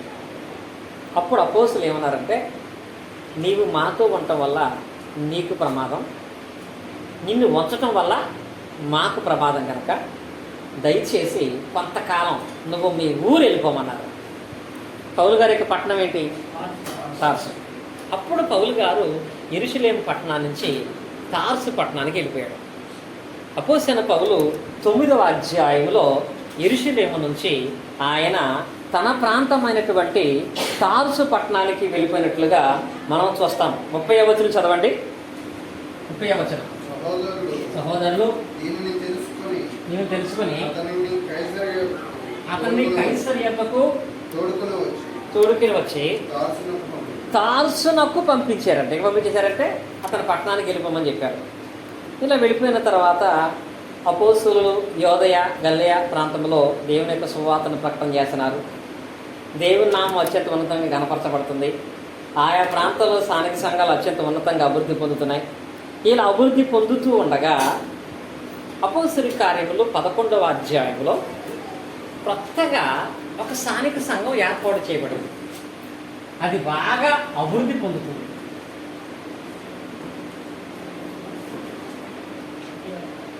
అంతియోకయలో ఉన్నటువంటి స్థానిక సంఘం ఇది అత్యంత ఉన్నతంగా ప్రత్యేకించబడినదిగా ఈ ప్రాంతంలో స్థానిక సంఘం బాగా అభివృద్ధి చెందుతుంది. ఇక్కడ అనేక మంది అన్యులు కూడా క్రైస్తవులు అవుతున్నారు. కనుక అంతమంది క్రైస్తవులుగా చేయబడుతున్నారు. అక్కడ ఉన్నటువంటి సువార్థికులు అక్కడ దేవుని పని చేస్తున్నారు. అంతియోకయలో దేవుని యొక్క సువార్త అత్యంత ఉన్నతంగా ప్రకటింపబడుతుందనే విషయం యెరూషలేములో ఉన్నటువంటి అపోస్తలులకు తెలిసింది. అంతియోక ప్రాంతంలో దేవుని సేవ బాగా జరుగుతుందని యెరూషలేములో ఉన్నటువంటి అపోస్తలులకు తెలిసి యెరూషలేము అపోస్తలులు మేము వెళ్ళటానికైతే కుదరదు, ప్రమాదం కనుక అక్కడ ఉన్న సంఘాన్ని బలపరచమని చెప్పి పంపించడానికి ఇక్కడి నుంచి వాళ్ళు అంతియోకయకి ఆయన పంపించారు. ఎవరిని? బర్నబాని పంపించారు. అప్పటికి పౌలు ఇక్కడ లేడు. పౌలు అనే అతను తార్సు పట్టణంలో ఉన్నాడు. అప్పుడు ఏం చేశారంటే యెరూషలేము నుంచి అంతియోకయ ప్రాంతానికి బర్నబాను పంపించారు. బర్నబా వెళ్ళి అంతియోకయ ప్రాంతంలో ఉన్న సంఘాన్ని చూసి కొంతకాలం వాళ్ళకి వాక్యం చెప్పి ఆత్మీయంగా బలపరిచి అక్కడ జరుగుతున్న సేవా విధానం చూస్తే అసలు ఇక్కడ ఇంకా అనేక మంది క్రీస్తును అంగీకరించే వాళ్ళగా ఉన్నారు. కనుక ఇక్కడ జరిగే సేవలో మరింతగా అభివృద్ధి చూడాలి అంటే ఆయన్ని తీసుకొస్తే బాగుంటుంది అనుకున్నాడు. ఎవరిని? పౌలు గారిని. ఎవరిని అక్కడ ఆయన? అప్పుడు పౌలు ఏం చేశాడంటే బర్నబా అంతియోకయ నుంచి తార్సు పట్టణానికి వెళ్ళి పౌలు గారిని తీసుకొచ్చి పౌలు బర్నబాలు అంతియోకయలో సేవ చేశారు. సుమారుగా సంవత్సరం పాటు పౌలు అంతియోకయలో వాక్యాన్ని బోధించాడు. సంవత్సరం పాటు. ఇప్పుడు చెప్పండి, పౌల్ని సేవకు తీసుకొచ్చింది ఎవరు? తీసుకొచ్చారు బర్నబా పౌలు సేవ. ఆయన అయితే వెళ్ళిపోయి అక్కడ ఉండిపోయాడు, పరిస్థితులు బాగాలేదని. బర్నబా వెళ్ళి పౌలు గారిని సేవ తీసుకొచ్చాడు. పౌలు గారి విషయంలో కొన్ని జ్ఞాపకం ఉంచుకోవాల్సిన విషయాలు ఉంటాయి. పౌలు గారికి అంత పాండిత్యం నేర్పింది ఎవరంటే గమలీయేలు. పౌలు గారికి బాప్తిసం ఇచ్చింది ఎవరు? అన్నయ్య. ఇప్పుడు పౌలు గారిని సేవకు తీసుకొచ్చింది ఎవరు? దేవుడు సంకల్పించిన బర్నబాని ఆయన ఇక్కడికి సేవకు తీసుకొచ్చాడు. ఇక్కడ వాళ్ళిద్దరూ కలిసి ఒక సంవత్సరం దేవుని యొక్క వాక్యాన్ని ప్రకటించిన తర్వాత వాళ్ళిద్దరూ కలిసి యెరూషలేము వచ్చారు. అపోస్తలుల దగ్గరికి యెరూషలేము వచ్చిన తర్వాత అప్పుడు ఆయా ప్రాంతాల్లో అత్యంత ఉన్నతంగా దేవుని యొక్క సువార్త అభివృద్ధి పొందుతుంది. వాళ్ళందరూ యెరూషలేము వచ్చారు. చూడండి 12వ అధ్యాయం మనం చూసినట్లయితే 12వ అధ్యాయం 24వ వచనం. దేవుని వాక్యము ప్రబలమై వ్యాపించుండెను. బర్నబాయు సౌలును తమ పరిచయం నెరవేర్చిన తర్వాత మార్కు అను మారుపేరు గల యోహానును వెంట పెట్టుకుని యెరూషలేముకు వచ్చారని రాయబడింది. ఇక్కడికి వచ్చారు, యెరూషలేము అనే ప్రాంతానికి వచ్చారు. వచ్చిన తర్వాత అపోస్తలులు ఏం చేశారంటే అంతియోకయలో ఉన్న సంఘములో అలాగే ఇంకా అనేకమైన పరిసర ప్రాంతాల్లో దేవుని యొక్క సువార్తను ప్రకటించడానికి పరిశుద్ధాత్మ ద్వారా ప్రేరేపించబడిన వారై మిషనరీ వర్క్ స్టార్ట్ చేద్దాం అనుకున్నారు. మిషనరీ వర్క్ అంటే ఇప్పటి వరకు వర్క్ ఎలా ఉంది? ఇప్పుడు యేసుపాదం గారు ఆ ఊరు వెళ్తే ఆయన అక్కడే వాకింగ్ పట్ల సంఘాన్ని స్థాపించేవాడు. నారాయణ గారు ఒక ఊరేసి అక్కడ వాక్య సంఘం స్థాపించేవాడు. కానీ ఒక ప్రాంతం నుంచి అన్ని ప్రాంతాలకు తిరిగి దేవుని వాక్యం పక్కన చేస్తూ సంఘాలు స్థాపించే విధానం లేదు. ఇప్పుడు 13వ అధ్యాయంలో మిషనరీ వర్క్ స్టార్ట్ అయింది. ఇది చేయటానికి పరిశుద్ధాత్ముడు ఎవరిని ఏర్పాటు చేసుకున్నాడంటే పౌలు బర్నబాలను ఏర్పాటు చేసుకున్నాడు. అక్కడ పౌలు బర్నబాలను అక్కడ ఆయన ఏర్పాటు చేసుకున్నాడు. ఏర్పాటు చేసుకున్న తర్వాత వాళ్ళు కలిసి అంత్యోక్య ప్రాంతానికి వచ్చారు. ఈ అపోస్తలుల కార్యగ్రంథంలో 13వ అధ్యాయం నుంచి పౌలు ప్రయాణాలు మనం చూస్తాం. పౌలు ప్రయాణాలు అని చెప్పి మీరు విని ఉంటారు. ఎన్ని ప్రయాణాలు ఉన్నాయి? పౌలు గారి యొక్క 3 ప్రయాణాలు అని వింటారు కదా. 3 ప్రయాణాలను ఎలా అంటాం మనం? సోదరు చెప్పారు కదా. ఇప్పుడు ప్రయాణం ఎలా అంటే, ఇప్పుడు ఉదాహరణకి నేను గుడివాడ నుంచి వచ్చాను. గుడివాడ నుంచి వచ్చి సుమారుగా చాలా ఊర్లు దాటుకుంటూ వచ్చా. ఒక సుమారుగా 8-9 ఊర్లు దాటుకుంటూ వచ్చాను. విజయవాడ వచ్చాను. నా ప్రయాణం అయిపోయిందా? గుడివాడ నుంచి నేను కంకిపేట వస్తాను, పునాదిపడ వస్తాను, పారిపూడ వస్తాను, అవన్నీ తిరిగి విజయవాడ వచ్చి ఇంకా ఎక్కడికి వెళ్ళినా తిరిగి ఎప్పుడైతే గుడివాడ వెళ్తానో అది ఫస్ట్ ట్రిప్, అది మొదటి ప్రయాణం. మళ్ళీ గుడివాడ నుంచి బయలుదేరి మళ్ళీ ఎక్కడెక్కడో తిరిగి మళ్ళీ గుడివాడ వస్తే అది రెండో ప్రయాణం. పౌలు గారు కూడా యెరూషలేము నుంచి బయలుదేరి అనేక ప్రాంతాల్లో సువార్త పరిచర్య చేసి మళ్ళీ అంత్యోక్య ప్రాంతానికి యెరూషలేం ప్రాంతానికి వచ్చినట్టు ఒకటి అవుతుంది. మళ్ళీ కొంతకాలం అక్కడ ఉండి మళ్ళీ ప్రయాణం చేసి వెళ్ళి పరిచర్య చేసి మళ్ళీ అక్కడికి వచ్చినట్టు అది రెండు అవుతుంది. ఇలా పౌలు గారి యొక్క సువార్త ప్రయాణాలను అపోస్తలుల కార్యగ్రంథంలో 3 ప్రయాణాలు చూస్తాం. ఈ ప్రయాణాల్లో ఇప్పుడు ఈ సమయం అందు మొదటి ప్రయాణం గురించి వాక్య భాగం మనం నేర్చుకున్నాం. అందులో మనం నేర్చుకునే ప్రాముఖ్యమైన పాఠం ఏంటి? పౌలు గారి యొక్క మొదటి సువార్త ప్రయాణాన్ని మనం చూద్దాం.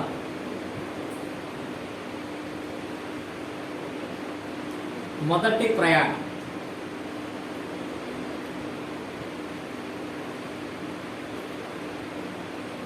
ఈ మొదటి ప్రయాణం యొక్క పరిస్థితి అనేది ఎలా ఉంటుంది అంటే,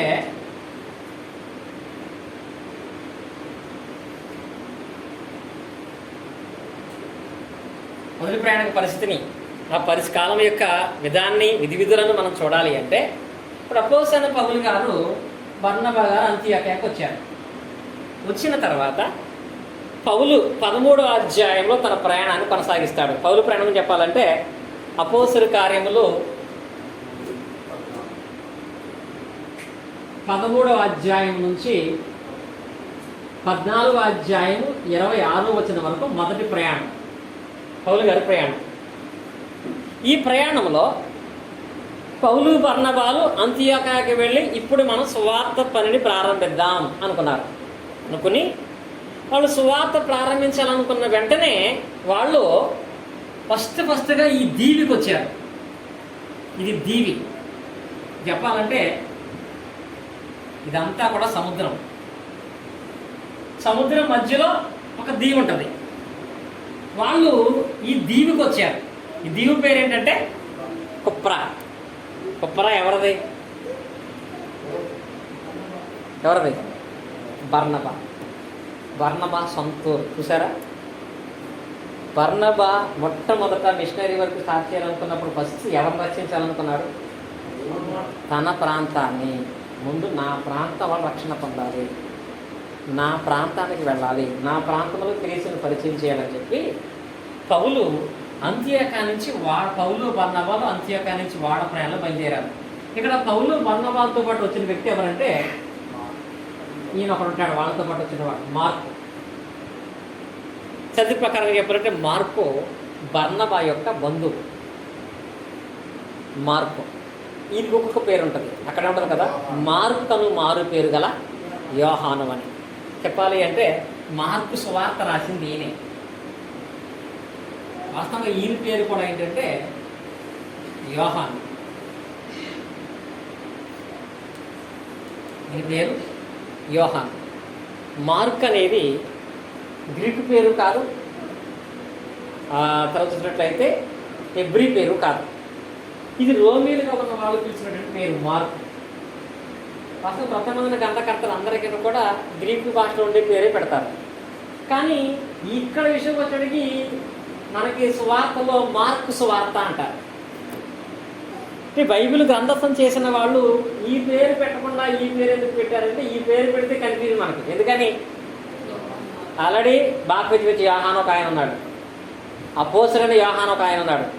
ఆల్రెడీ ఆ యోహాను సువార్త రాశాడు, పత్రికలు రాశాడు, ప్రకటన రాశాడు. ఇప్పుడు ఈయనకు కూడా యోహాను పేరు పెడితే ఏ యోహాను అర్థం కాదు కాబట్టి మన వాళ్ళు మార్కు అనే పేరు కంటిన్యూ చేశారు. ఈయన బర్నబా యొక్క బంధువు. అపోస్తలుడైన పౌలు బర్నబాలు సువార్త ప్రయాణం చేసినప్పుడు మొదటి ప్రయాణంలో వాళ్ళతో పాటు కుప్రా ప్రాంతానికి వచ్చినవాడు. ఈ కుప్రా ప్రాంతం అనేది ఒక దీవిగా ఎంచబడుతుంది. ఇది చరిత్ర ప్రకారంగా చూసినట్లయితే అంత్యోకియా ప్రాంతం నుంచి కుప్రా ప్రాంతానికి సముద్ర ప్రయాణం అంట 113 మైళ్ళ దూరం ఉంటుందంట. దూరం 113 మైళ్ళ దూరం ప్రయాణం చేసి వాళ్ళు కుప్రా అనేటువంటి ప్రాంతానికి వచ్చారు. కుప్రా ప్రాంతం. ఇదే కుప్రా ప్రాంతంలో ఇక్కడ ఒక ఏరియా ఉంటుంది, అక్కడ సమాజ మందిరం ఉంటుంది. చూడండి, మీరు వాక్యం చూసినట్లయితే అపోస్తలుల కార్యములు 13వ అధ్యాయం 4-5 వచనాలు. కాబట్టి వీరు పరిశుద్ధాత్మ చేత పంపబడిన వారై సెలూకయకు వచ్చి అక్కడ నుండి ఓడ ఎక్కి కుప్రాకు వెళ్ళిరి. వారు సలామీలో ఉండగా యూదుల సమాజ మందిరంలో దేవుని వాక్యం ప్రకటించుండని రాయబడింది. అంటే ఇక్కడ మనం మాట్లాడుకునే ఇంకో పదం ఏంటంటే సెలూకయ అనేది ఏంటంటే అంత్యోకయ ప్రాంతంలో ఇక్కడ ఉంటుంది. ఇక్కడ వాళ్ళు ఓడ ఎక్కి కుప్రా ప్రాంతం వచ్చి ఇక్కడ సలామి అనేటువంటి ఒక ప్రాంతంలో సమాజ మందిరంలో పౌలు గారు అక్కడ వాక్యాన్ని బోధించారు. ఈ కుప్రా ప్రాంతంలో సలామి ప్రాంతంలో దేవుని వాక్యం ప్రకటించారు. సమాజ మందిరంలో అనేక మంది ధర్మశాస్త్రం అనుసరించే వాళ్ళు క్రైస్తవులుగా క్రీస్తునందు బాప్తిసం పొందుతున్నారు. ఇలా అనేక మంది క్రీస్తునందు బాప్తిసం పొందుతుంటే ఈ ప్రాంతం అంతటికి ఒక ఆయన ఉన్నాడు, అధికారి. ఆ దీనికి ఒక అధికారి ఉన్నాడు. ఆయన పేరు కూడా పౌలే. ఏ పౌలో చెప్తారా? ఆయన పేరేంటి? సెర్గియా పెర్గియా. అధికారి పేరు సెర్గి పౌలు. ఈ కుప్రా ప్రాంతంలో ఆయన ప్రధానటువంటి అధికారి. సరే, సలామయ ప్రాంతంలో పౌలు గారు వాక్యం చెబుతుంటే అనేక మంది బాప్తిసం పొందుతున్నారు అంటున్నారు కదా. అసలు పౌలు ఏం చెప్తున్నాడు, బర్నబా ఏం చెప్తున్నాడు, వాళ్ళని పిలవండి, వాళ్ళ చెప్పేది నాకు కూడా చెప్పాలి అంటే ఇప్పుడు పౌలు బర్నబాలు సెర్గి పౌలు దగ్గరికి వెళ్ళి ఆయనకు వాక్యం చెప్తున్నారు. ఈయన దగ్గర ఒకడు ఉన్నాడట పనివాడు, వాడు యూదుడే. వాడి పేరేంటో తెలుసా? పేర్లు ఇక్కడే కనపడతాయన్నమాట. బర్ర యేసు అంట. బైబిల్లో కనపడే మరొక ఏసీ. దీని పేరేంటి? బర్ర యేసు. అంటే ఇప్పుడు ఈ కుప్రా అనే ప్రాంతంలో పౌలు ఉన్నాడు, సెర్గి పౌలు ఉన్నాడు. పౌలు గారు యేసుక్రీస్తుని చెప్తున్నాడు, అలాంటి బర్ర యేసు అని ఒక ఆయన ఉన్నాడు. ఈయన ఈ సెర్గి పౌలు దగ్గర పనిచేస్తూ ఉండేవాడు. వీడు ఒక అధికార సంబంధమైన స్థితిలో ఉన్నాడు, ధర్మశాస్త్రాన్ని ఎగిరిన వాడిగా ఉన్నాడు. కానీ ఈ కుప్రా ప్రాంతంలో వీడు చేసే పని ఏంటంటే గారడీలు కూడా బాగా చేస్తాడు. గారడి. అందుకే అందరినీ బరయేసు బరయేసు అని పిలవరు, ఎలుమా ఎలుమా అంటారు. ఎలుమా అనగా అర్థం ఏంటి? గారడి వాడి కింద ఇక్కడ ఎలుమా అనగా గారడి వాడని అర్థం. కనుక వీడు ఆ సెర్గి పౌలు దగ్గర ఉన్నాడు. పౌలు గారు వచ్చి నీకు వాక్యం చెబుతుంటే ఈ సెర్గి పౌలు వాక్యం వింటున్నాడు, పౌలు గారు వాక్యం చెప్తున్నాడు. వీడు మాత్రం వాక్యం వినకుండా చేస్తున్నాడంట. పౌలు గారు చెప్పే వాక్యం వినపట్లేదు. ఎందుకని? ఈ ప్రాంతంలో వీడే ధర్మశాస్త్రం తెలిసిన వాడు. ఆ సెర్గి పౌలుతో సహా అందరూ కూడా వీడి మాట వింటారు, వీడికి అన్నీ తెలుసని. ఇప్పుడు క్రీస్తు వచ్చి వీడు చెప్పే బోధ అంతా, అపోస్తలుడైన పౌలు వచ్చి వీడు చెప్పే బోధ అంతా రాంగు, ధర్మశాస్త్రం రక్షణ లేదు, క్రీస్తులో రక్షణ ఉందని పౌలు గారు చెబుతుంటే ఈయన కనుక ఆయన నమ్మాడు అనుకో, కుప్రా మొత్తం నమ్ముతారు. అందుకే ఏం చేశాడంటే కుట్రతో అక్కడ పౌలు గారు వాక్యం చెబుతుంటే ఈయన పక్కన నుంచి గాలి చేస్తున్నాడట, డెబిట్లు చేయటమాట. అప్పుడు ఎలా ఉంటుంది?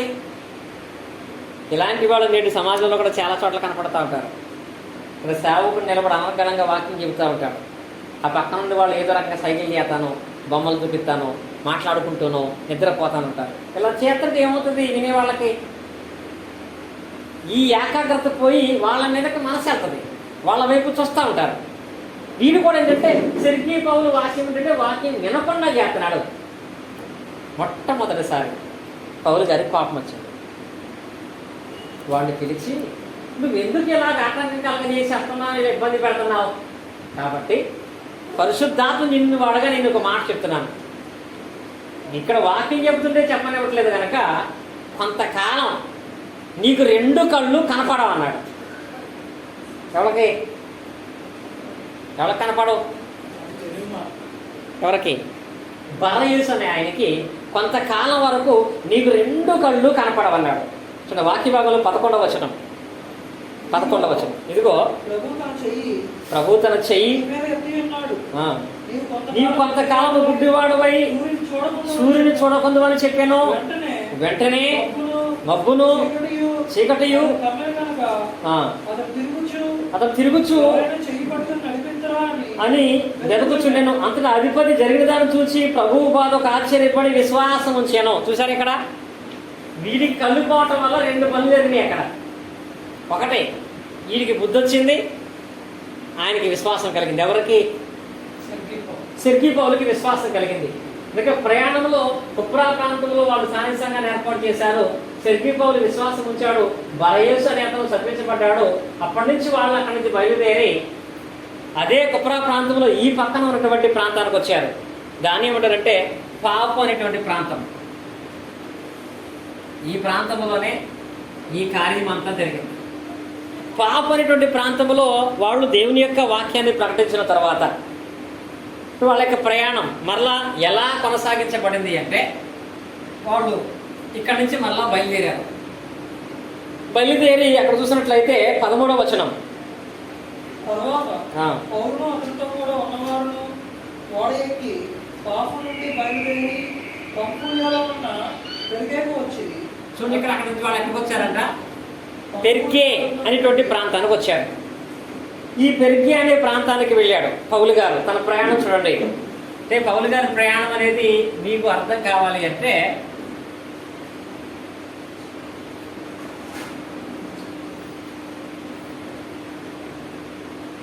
పౌలు ప్రయాణం చుక్క పెట్టిన అన్ని కూడా ఇక్కడ నుంచి ఆయన బయలుదేరి పెర్గే ప్రాంతానికి వెళ్ళాడు. ఈ పెర్గే ప్రాంతానికి వెళ్ళిన తర్వాత ఇక్కడ నుంచి ఇక్కడికి వెళ్ళిన తర్వాత ఇప్పుడు అక్కడి నుంచి ఎంతమంది బయలుదేరారు? ఇక్కడి నుంచి 3 బయలుదేరారు. ఎవరు? పౌలు, బర్నబా, మార్కు. తీరా పెర్గే ప్రాంతానికి ఎంతమంది వెళ్ళారంటే 2 వెళ్ళారు. ఇందులో ఒక ఆయన మళ్ళీ వెనక పారిపోయాడు. ఎవరో తెలుసా? ఇప్పుడు వాళ్ళ 3లో పౌలు, బర్నబా, మార్కు. ఇక్కడికి వచ్చిన తర్వాత ఈ సముద్ర ప్రయాణాలు, అక్కడ పడే కష్టాలు, బాధలు చూసి ఈ సేవ ఎవరు చేస్తాడని చెప్పి మార్క్ అనే ఆయన వెనక్కి అంత్యోక్య నుంచి యెరూషలేము పారిపోయాడు.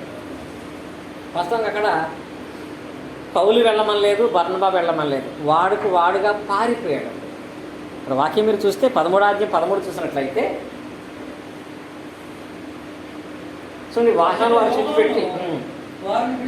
వారిని విడిచిపెట్టి యెరూషలేమునకు తిరిగి వెళ్ళాడు. చూడండి, ఇక్కడ వాళ్ళు పంపించారా, వెళ్ళిపోయాడండి. ఈ మార్కు గురించి, ఈ సందర్భం గురించి 2వ ప్రయాణంలో చాలా గొడవ జరుగుతుంది. అది మీకు అర్థం అవ్వాలంటే ఈ విషయం జ్ఞాపకం ఉంచుకోవాలి.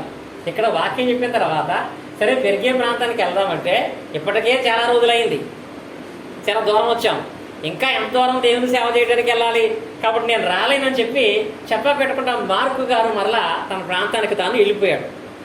ఆయన వదిలిపెట్టేసి పౌలు, బర్నబాలు పెర్గే ప్రాంతానికి వెళ్ళి సువార్త ప్రకటించారు. పౌలు, బర్నబాలు పెర్గే ప్రాంతానికి వెళ్ళిన తర్వాత అక్కడ వాళ్ళు పౌలు ఇక్కడ 16వ వచనంలో మొట్టమొదట ప్రసంగం చేశాడు. మీరు చూడాలి, అపోస్తలుల కార్యములు 13వ అధ్యాయం 16వ వచనం నుంచి 46వ వచనం వరకు సుదీర్ఘమైన ప్రసంగం చేశాడు పౌలు గారు. అపోస్తలుల కార్యములో 13వ అధ్యాయం 16 నుంచి 46 వచనాల వరకు పెర్గే అనేటువంటి ప్రాంతంలో పౌలు ఒక సుదీర్ఘమైనటువంటి ఉన్నతమైనటువంటి ప్రసంగాన్ని చేశాడు.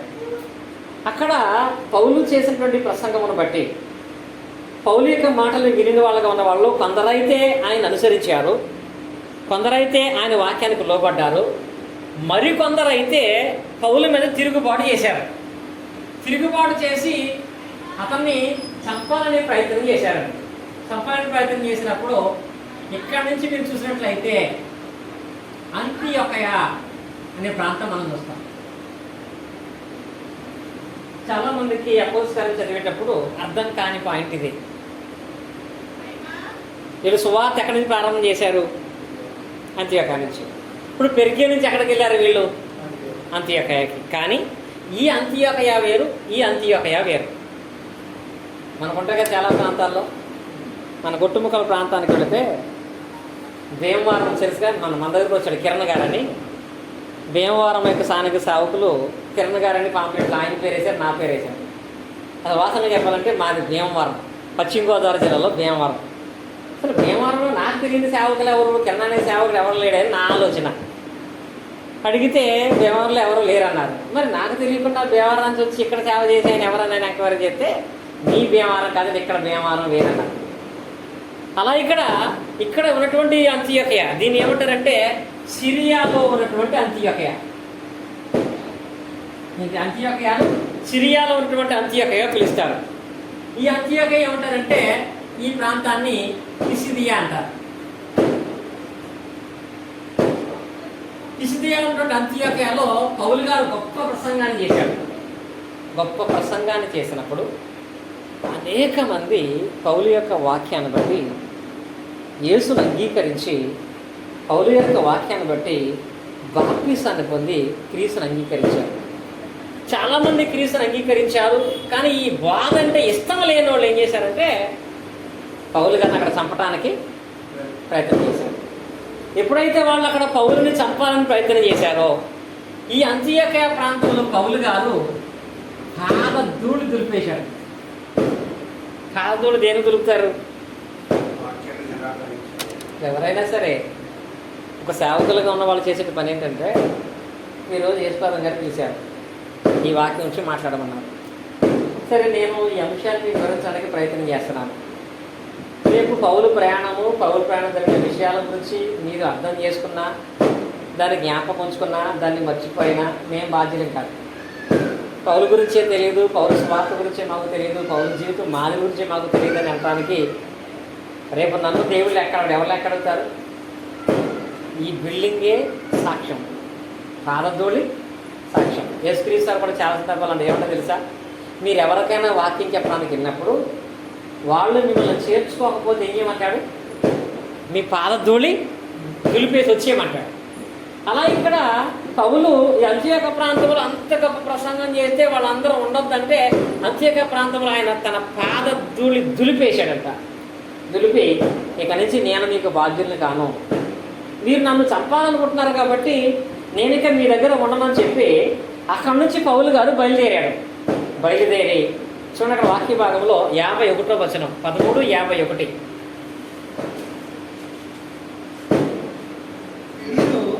తమ పాదధూళిని వారి తట్టు దులిపివేసి ఈ కొనకు వచ్చింది. అయితే శిష్యులు ఆనందపరుచులై పరిశుద్ధాత్మతో నిండిన వారై. చూడండి, వాక్య భాగం చూసినట్లయితే పౌలు ఈ అంత్యోకయ ప్రాంతంలో తన పాదధూళి దీనికి ఎక్కడికి వచ్చేసాడంట? ఈకొనియా ప్రాంతానికి వచ్చాడు. ఈకొనియా ప్రాంతానికి వచ్చి అక్కడ కొద్ది దినాలు దేవుని యొక్క స్వార్థ ప్రకటించాడు. ఆ తర్వాత ప్రయాణం ఈకొనియా ప్రాంతానికి వచ్చి అక్కడ కొద్ది దినాలు సువార్త పరిచయను కొనసాగించే ప్రయత్నం చేశాడు. ఇక్కడికి వచ్చిన తర్వాత ఏం జరిగిందంటే, ఇక్కడ పౌలు గారు వాక్యం చెప్పినప్పుడు 2 గ్రూపులు తయారైనాయి అంట. ఒకటి యూదుల గ్రూపు, అపోస్తలుల గ్రూపు, అంటే క్రైస్తవుల గ్రూపు. 2 గ్రూపులుగా తయారయ్యారు. కొంతమంది ఏమో ధర్మశాస్త్రం నడుచుకుంటున్నారు, కొంతమంది క్రీస్తు వార్తను బట్టి బాప్తిసం పొందుతున్నారు, కొంతమంది సున్నతి పొందాలంటున్నారు, కొంతమంది సున్నతి పొంది బాప్తిసం పొందాలంటున్నారు, కొంతమంది శనివారం ఆరాధన చేయాలంటున్నారు, కొంతమంది ఆదివారం ఆరాధన అంటున్నారు. ఇలా వాళ్ళకి మధ్య భేదాలు వచ్చి 2 గ్రూపులుగా తయారయ్యారు. ఈ కొనియాలో వచ్చిన ఆలోచన ఏంటంటే, ఇప్పటి వరకు అందరం కలిసి ఉన్నాం, ఇప్పుడు మనం విడిపోయాం. ఒకడేమో కొత్త నిబంధన ప్రకారంగా క్రైస్తవుని అంటాడు, ఒకడేమో ధర్మశాస్త్ర ప్రకారంగా యూదు అంటాడు. అలా 2 తెగలుగా మనం విడిపోయామంటే దీనికి కారణం ఎవరు రావటం వల్ల జరిగింది ఇదంతా? పౌలు బర్నబాకు రావడం జరిగింది కనుక ఈకొనియ ప్రాంతంలో వాళ్ళు పౌలు గారిని రాళ్లతో కొట్టి చంపేద్దాం అనుకున్నారు. అప్పుడు పౌలు ఆయన చంపాలని ప్రయత్నం చేస్తారని తెలిసి ఈకొనియ ప్రాంతం నుంచి పౌలు మరలా లుస్త్రా ప్రాంతానికి వచ్చాడు. లుస్త్రా అనే ప్రాంతం ప్రయాణం మీకు అర్థమవుతుందా? అంత్యోకయ నుంచి కుప్రా నుంచి పాపు నుంచి పెరికియా నుంచి అంత్యోక నుంచి ఈకొనియ నుంచి లుస్త్రాకు వచ్చాడు. లుస్త్రాకు వచ్చిన తర్వాత ఈ లుస్త్రా అనే ప్రాంతంలో ఆయన సువార్త ప్రకటించడానికి ప్రారంభించినప్పుడు అతను వాక్యం చెప్పేటువంటి స్థలానికి ఒక బలహీనమైనటువంటి ఒక వ్యక్తి వచ్చాడు. అతనుకున్న బలహీనత ఏంటి?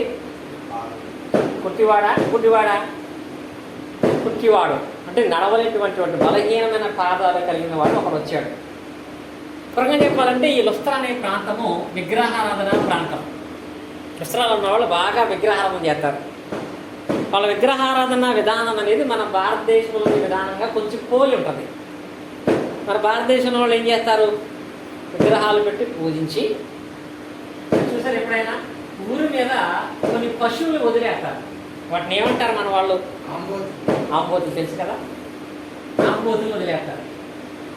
ఎందుకు వాటిని వదిలేస్తారంటే వాటిని ఊరి మీద సంవత్సరం అంతా వదిలేసి సంవత్సరం తర్వాత ఆ దేవుడికి ఏం చేస్తారంటే వాళ్ళు బలిచ్చేస్తారు.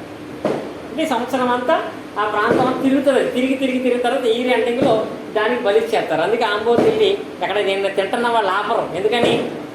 అది దేవుడికి ఇచ్చేసింది కాబట్టి అవి తింటే మంచిదే అనే భావన. లుస్త్రా ప్రాంతంలో కూడా వాళ్ళ అదే ఆలోచన. లుస్త్రా ప్రాంతంలో వాళ్ళు పూజించేటువంటి దేవతలు ఉన్నారు, దేవుళ్ళు ఉన్నారు. వాళ్ళు ఎవరనగా ఒక ఆయన పేరు వచ్చినప్పటికీ ఒక దేవుడు ఉన్నాడు. ఆ దేవుడి పేరు హెర్మే, ఇంకో దేవుడి పేరు జిపతి. హెర్మే, జిపతి లుస్త్రాలో ఉన్న దేవుళ్ళ పేర్లకు. వీటిని వాళ్ళు బాగా ఆరాధన చేసేవాళ్ళు, పూజలు చేసేవాళ్ళు. వీటి కొరకు వాళ్ళు 2 ఎడ్లు, పూజారి ఎడ్లు అంటారు వాటిని. అయితే భాషలో ఏమంటారంటే పూజారి ఎడ్లు అని అంటారు. అవి సంవత్సరం పొడిగంతా వదిలేసి ఆ బలి వాటికి ఇస్తూ వాటిని ఆరాధిస్తూ ఉండేవాళ్ళు. అలాంటి విగ్రహారాధన చేస్తున్నటువంటి లుస్త్రా అనే ప్రాంతానికి పౌలు గారు వెళ్ళాడు. పౌలు గారు వెళ్ళి అక్కడ సువార్త ప్రారంభించాలనుకున్న టైంలో ఆయన వాక్యం చెబుతూ ఉండగా బలహీనమైన పాదాలు కలిగిన వచ్చి ఒక వాక్యం పెట్టాడు. అక్కడ పౌలు వాడిని చూసి, నేను యేసుక్రీస్తు నామమును బట్టి నీకు తెలియపరుస్తున్నాను, స్వస్థత పొందుదువు కనుక నీ విశ్వాసం గలవాడవైతే లేచి నిలవబడమని అతనితో బిగ్గరగా చెప్పాడంట. నీ పాదములు బలపరచబడతాయి, నువ్వు లేచి నిలవబడని చెప్పగానే ఆ బలహీనమైన పాదాలు గలవాడు ఒక్కసారిగా లేచి గొంతులేశాడంట. ఎక్కడ? లుస్త్రా అనే ప్రాంతంలో సమాజ మందిరంలో. అక్కడ వాళ్ళందరూ వీళ్ళే దేవుడని భావిస్తారు కదా. ఎప్పుడైతే పౌలు గారు నువ్వు లేచి నిలవమని చెప్పమనగానే పుట్టుకతో కుంటివాడు, కాళ్ళు కూడా సరిగా లేనివాడు, నిలబడలేనివాడు ఒక్క మాటకు లేచి గంతులేశాడో అసలు లుస్త్రాలో ఉన్న వాళ్ళందరికీ చాలా సంతోషం వేసింది, మహానందం కలిగింది. వాళ్ళు అనుకున్నారంట, ఇన్ని సంవత్సరాలుగా పూజలు, యజ్ఞాలు, యాగాలు చేస్తే ఎన్నాళ్ళకి మన దేవుడు కరుణించాడు, ఎన్నాళ్ళకి మన దేవుడు మన ఊరు వచ్చాడు. ఆ దేవుడు ఎవరే కాదు, ముఖ్య ప్రసంగికుగా ఎవరున్నారు? పౌలు ఉన్నాడు. కాబట్టి ఆ పౌలు ఎవరో కాదు, హెర్మే.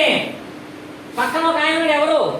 బర్నబా ఎవరో కాదు, ఆయనే జిపతి అని వాళ్ళిద్దరికి పేర్లు పెట్టి వాళ్ళ బలవంతగా త్రాకీలు ఒక రాయి మీద కూర్చోబెట్టి దండలు పట్టుకొచ్చి వాళ్ళకి వేస్తా, ఆ పూజారి ఎడ్లు ఎక్కడున్నాయి పట్టుకోండి అర్జెంటుగా. ఏ ఎడ్లు? పూజారి ఎడ్లు ఉన్నాయి కదా, వాటిని తీసుకొచ్చేయండి. ఎందుకనగా దేవుళ్ళు వచ్చేసారు కాబట్టి దేవునికి బలి కావాలని చెప్పి పూజారి ఎడ్లు పట్టుకొచ్చి వీళ్ళిద్దరు ఎదుట వాళ్ళిద్దరికి నరకటానికి, వాళ్ళకి దండలు వేయటానికి, వాళ్ళకి మొక్కటానికి వీళ్ళ ప్రయత్నం చేశారంట. నిజంగా ఇలాంటి పనులు చేస్తుంటే అందరూ ఎంత హ్యాపీగా ఉంటారు. గౌరవించడం అంటే అందరికి ఇస్తాం కదా, కావాలని కోరుకుంటారు కూడా. కొంతమంది డబ్బులు ఇచ్చి మరి నేను మీ దగ్గరికి వస్తున్నాను కాబట్టి నాకు దండ ఒక సాలువ వేయాలంటాడు, ముందే డబ్బులు పంపించి. చాలా మంది వస్తూ ఉంటారు, నేను మీ దగ్గరికి వస్తున్నాను కాబట్టి డబ్బులు ఉన్నాయా, లేకపోతే 5,000 పంపిస్తాను, కంపల్సరీ నాకు దండ వేయాలి, సాలువ వేయాలి, డబ్బులు ఇచ్చి మరీ సన్మానం చేసుకునేవాళ్ళు ఈ రోజుల్లో. లుస్త్ర అనే ప్రాంతంలో ఇప్పుడు పౌలు గారికి వచ్చిన అవకాశం, అక్కడ వాళ్ళు ఏం చేశారు? మెడపట్టి గెంటేశారు. ఇక్కడ దేవుడని కొలుస్తున్నారు. అక్కడ వాళ్ళు గెంటేశారు, ఇక్కడ వాళ్ళు రాళ్ళతో కొట్టాలనుకున్నారు. ఇక్కడ ఈయనకి ప్రత్యేకమైనటువంటి హోదా వచ్చింది. నిజంగా ఇక్కడ కనుక పౌలు గారు ఒప్పుకుంటే మనకి మరో బాబా అయిపోయేవాడు పౌలు గారు కదా. ప్రపంచం మొత్తానికి మరో బాబాగా ప్రేరేపఖ్యాతలు కాంచేవాడు. కానీ అక్కడ చూసినట్లయితే వాళ్ళు వచ్చి దండలేస్తుంటే, పూజారి ఇట్లు పట్టుకొచ్చి వధిస్తుంటే, మీరే మా దేవుళ్ళు అంటుంటే పౌలు అంటాడు, అయ్యలారా మేము మీలాంటి మనుషులమే. ఏమన్నాడు ఆయన? మేము మీలాంటి మనుషులమే, మేము దేవుళ్ళము కాదు, కార్యం చేసింది మేము కాదు, దేవుడు కార్యం చేశాడు, దేవుణ్ణి కనపరచండి, మమ్మల్ని మీరు ఇలా కనపరచవద్దని చెప్పి వాళ్ళ ముందు పౌలు చేసిన పని ఏంటో తెలుసా? వాళ్ళ బట్టలు చింపేసుకున్నాడంట. ఎవరి బట్టలు? వాళ్ళు వింటలేదంటండి. ఎంత చెప్పినా నువ్వే దేవుడు ఇంకేం చెప్తే వింటారు మీరు, కావాల్సి అని చెప్పి వాళ్ళ బట్టలు చింపేసుకుని మరి మాకు ఈ సన్మానం చేయదని చెప్పి అక్కడ ఉంటాడు. అక్కడ వాళ్ళు ఆ సన్మానం చేయకుండా ప్రయత్నించడానికి ఆయన బలవంతం చేసి చాలా కష్టతరంగా దాన్ని ఆప్ చేశాడంట. ఆయన చేసిన ప్రయత్నించిన వాక్య భాగంలో 15వ వచనం, 14-15, అయ్యేలారా మీరెందుకు ఇలాగూ చేస్తున్నారు? మేము కూడా నీ వంటి స్వభావం గల నరులమే. మీరు ఈ వ్యర్థమైన వాటిని విడిచిపెట్టి ఆకాశమును, భూమిని, సముద్రమును, వాటిలో సమస్తమును సృజించిన జీవము గల దేవుని వైపు తిరగగలమని నీకు సువార్త ప్రకటించున్నాము. ఆయన గత కాలంలో సమస్యలను తమ తమ మార్గములందు నడవనిచ్చాను. అయినను ఆయన ఆకాశం నుండి మీకు వర్షమును, పొలమతి ఋతువును దయచేశాను.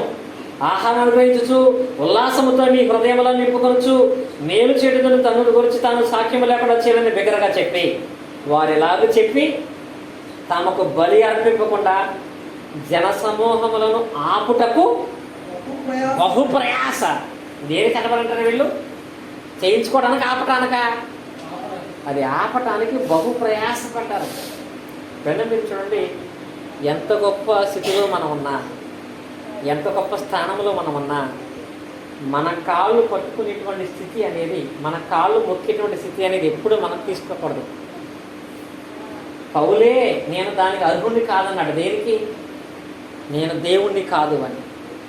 కానీ ఈ రోజుల్లో పౌలు ఏదైతే వద్దన్నాడో అదే చాలామంది సేవకులు పెట్టుకుంటున్నారు. ఏంటది? రెవరెండ్ అంటే అర్థం ఏంటి? పూజనీయుడు. మరి పౌలు గారిని పూజిస్తుంటే రెవరెండ్ అని పెట్టుకున్నాడు. ఆయన అంగీకరించాడా? పౌలు గారు నువ్వు రెవరెండ్ అయ్యా, పూజనీయుడు అంటే ఆ రెవరెండ్ అనే పేరు తీయటానికి బట్టలు నింపేసుకున్నాడట. కానీ ఈ రోజుల్లో ఒక ఆయన్ని మొన్న మీటింగ్ పిలిచారంట. పాపం పాంప్లెట్లో బ్రదర్ అని పెట్టారు, రెవరెండ్ అని పెట్టలా. రెవరెండ్ అని పెట్టకుండా బ్రదర్ అని పెట్టారు కాబట్టి మీటింగ్కి రావడం మానేశాడు ఆయన. దేంట్లో? పాంప్లెట్లో. అంటే రెవరెండ్ అని పెట్టకపోతే జనాలు ఎంత ఫీల్ అవుతున్నారు. కానీ పౌలు రెవరెండ్ అని పెడతానంటే ఎంత బాధపడ్డాడు ఆయన. పెడతానన్నది ఆపటానికి చాలా ప్రయాసపడ్డాడంట. ఎందుకనగా సేవకులైనా విశ్వాసులైనా అందరము మనుషులమే. ఆకాశానికి, భూమికి సృష్టికర్త, మొక్కగలిగిన అర్హత కలిగిన వారు ఎవరంటే దేవుడు మాత్రమే. చెప్పాడు అక్కడ, అయ్యేలారా మమ్మల్ని ఎందుకు పోషిస్తున్నారు? మేము మనుషులం. మీకు గాలిని, వర్షాన్ని, ఋతువులను, జీవాన్ని, ఆరోగ్యాన్ని, సమస్తాన్ని ఇచ్చేది ఎవరు? మహోన్నతుడైన దేవుడు. ఆ దేవుడు సువార్త ప్రకటన వచ్చి పంపిస్తే ఆ దేవుడి పక్షంగా మేము వచ్చాం. మేము దాసులమే. ఆయనకి మీరు లోబడండి, ఆయనని విశ్వాసం ఉంచండి, ఆయన మీకు సమస్తమును దయచేస్తానని చెప్పి పౌలు గారు లుస్త్ర ప్రాంతంలో వారిని ఆపడానికి ప్రయత్నం చేశాడు. నిజమే, ఈ పదం అనేది మనుషులుగా ఎవరికీ వర్తించదండి. పౌలు మృక్కుటను ఆపడానికి ప్రయత్నం చేశాడు. మనుషులకు మాత్రమే కాదండి. రెవరెండ్ అనే పదం దేవతలకు పెట్టవచ్చా? బైబిల్లో ఒక ఆయన పెట్టలేదు కానీ చేశాడు. ఒక ఆయన దేవతకి మొక్కాలనుకున్నాడు. ఎవరైనా తెలుసా? దేవతకు మొక్కాడు. దేవత కూడా సేమ్ మాట మాట్లాడదు. దేవదూత కూడా సేమ్ మాట మాట్లాడతాడు. అపోస్తలుల చూడండి, ప్రకటన గ్రంథం చూడండి. ప్రకటన గ్రంథంలో పద్మాసు దీపంలో యోహాను గారు ఉన్నప్పుడు యోహాను గారికి పరలోకస్థాన విషయాలన్నీ కూడా ఒక దేవత చూపించాడు. ఆ దేవదూతకు యోహాను గారు ఏం చేశాడో చూడండి. ప్రకటన గ్రంథం 22:8 వచనం. ప్రకటన గ్రంథం 22:8 వచనం.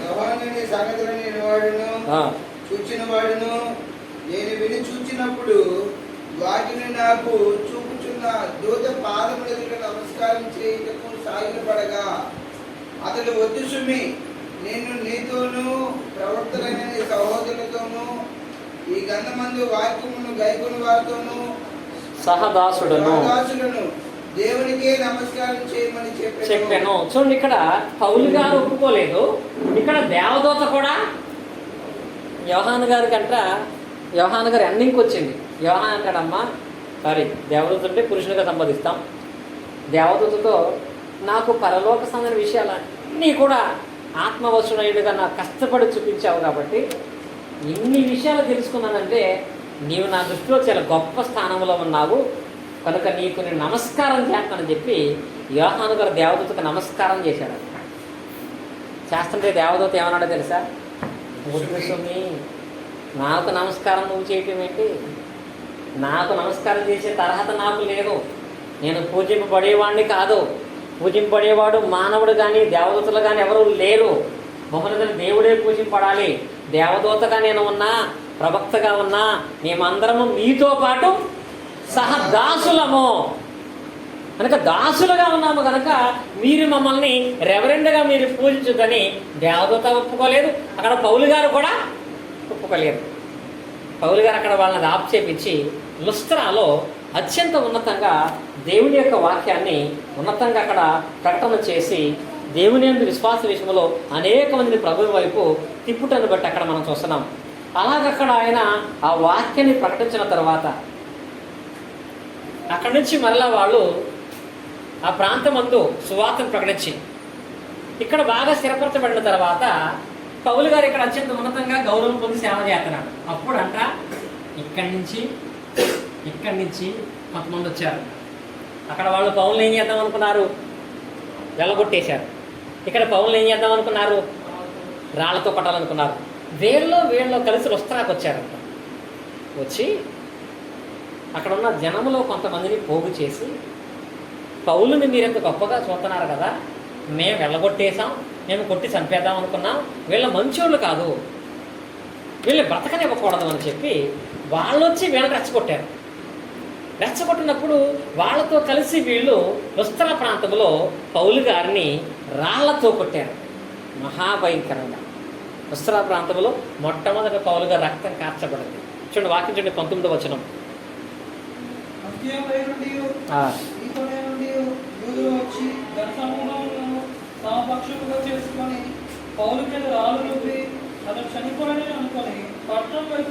అతను ఈడ్చుకుపోయింది రాయబడి. చూసారు ఇక్కడ వాక్య భాగంలో. ఇక్కడికి వచ్చి ఈ ప్రాంత వాళ్ళు పౌలని రాళ్లతో కొట్టేశారు. రాళ్లతో కొట్టడం. ఇప్పుడు చూసారా, యూదులుగా ఉన్న వాళ్ళు స్టెఫనును కానీ ఈ పౌలును కానీ రాళ్లతోనే కొట్టి చంపారు. వాళ్ళు కత్తితో చంపటం కానీ ఉరి తీయటం కానీ వీళ్ళకి చేయరు. ఎందుకో తెలుసా? ఆ ధర్మశాస్త్ర ప్రకారం కూడా వ్యభిచారం చేసిన స్త్రీని ఎలా కొడదాం అనుకున్నారు? ఎందుకని? వాళ్ళ దగ్గర కత్తులు లేవా? రాళ్ళు ఎందుకు వాడేవాళ్ళు? కత్తులతోనో ఉరి తీసో చంపేయచ్చు కదా. రాళ్లతో ఎందుకు వాడతారంటే, ఇప్పుడు కత్తితో చంపితే ఒకడికే వస్తుంది నేరం, ఉరి తీస్తే ఇద్దరు మూడు వస్తారు. రాళ్లతో కొడితే అందరూ కలిసి కాబట్టి వాళ్ళు ఎవడో ఏం చేయలేడు. ఇది వాళ్ళ కాన్సెప్ట్. ఎందుకంటే ఒక మనిషిని చంపే అధికారం వాళ్ళకి లేదు. కానీ దొమ్మిగా పడి మనిషిని కొట్టేస్తే కేసు ఉండదు కాబట్టి స్టెఫన్ ఎలా కొట్టారు వాళ్ళు, అలాగే పౌలు గారిని కూడా స్టెఫన్ కొట్టినట్టుగా రాళ్లతో వాళ్ళు కొట్టారంట. ఇక్కడ ఎంతో భయంకరంగా కొట్టారు. స్టెఫన్ కొట్టినట్టుగా పౌలు గారిని కొడుతుంటే ఇక్కడ బర్నబా ఉన్నాడండి. ఆయన అలాగే నుంచి చూశాడు, అంతే, ఏమనలేదు. అలాగే ఇక్కడ లుస్త్రాలో పౌలుగా నడిచిన శిష్యులు కూడా కొంతమంది ఉన్నారు. వాళ్ళు కూడా మాట్లాడలేదు. ఎందుకు తెలుసా? ఆ టైంలో మాట్లాడితే పరిస్థితి ఎలా ఉంటుంది? వీళ్ళ కూడా అందులో కలిపి కొడతారు కనుక అక్కడ చూడండి, వాళ్ళిద్దరిని కొడుతుంటే ఆ వాక్యం చూడండి, 20వ వచనం. అయితే శిష్యులు అతను చుట్టూ నిలిచి ఉండగా అతను లేచి అక్కడ శిష్యులు అంటే అతను అనుసరించిన వాళ్ళందరూ అక్కడే నుంచున్నారు. పౌలు గారిని రాళ్లతో కొట్టారు. అద్భుతం ఎలా ఉంటుందంటే, రాళ్లతో కొట్టి రక్తం కారదంటే వాళ్ళందరూ చూశారు. ఆ దెబ్బలకి ఇది సొమ్మ చిరి పడిపోయాడు. పడిపోతే లుస్త్రాలో ఉన్న వాళ్ళు, ఈ యూకనియా అద్వైక వాళ్ళు ఆ లుస్త్రా ప్రాంతానికి చివరికి ఊరు వెలుపలికి అతను ఈడ్చుకెళ్ళిపోయారట. చచ్చిపోయాడు అనుకుని ఊరు వెలుపలకు ఆయన ఇతను ఈడ్చుకెళ్ళి లుస్త్రా అనే ప్రాంతంలో చివర చచ్చిపోయాడు అనుకుని వదిలేసి వెళ్ళిపోయారు. ఇన్ని దెబ్బలు తగిలినాయి. కొట్టేసరిగా చచ్చిపోయాడు అనుకుని వెళ్ళిపోయారు. వెళ్ళిపోయిన తర్వాత ఆ పౌలు గారంటే ఇష్టం ఉన్న వాళ్ళు అక్కడ నుంచుని ఉన్నారు, చూస్తున్నారు ఏమవుతుందా అని. బర్నబా కూడా అక్కడే నుంచుని ఉన్నాడు. వాళ్ళు వెళ్ళిపోయిన కొంచెం సేపటికి పౌలు గారికి మరలా స్పృహ వచ్చింది. గాయాలతో లేచాడు.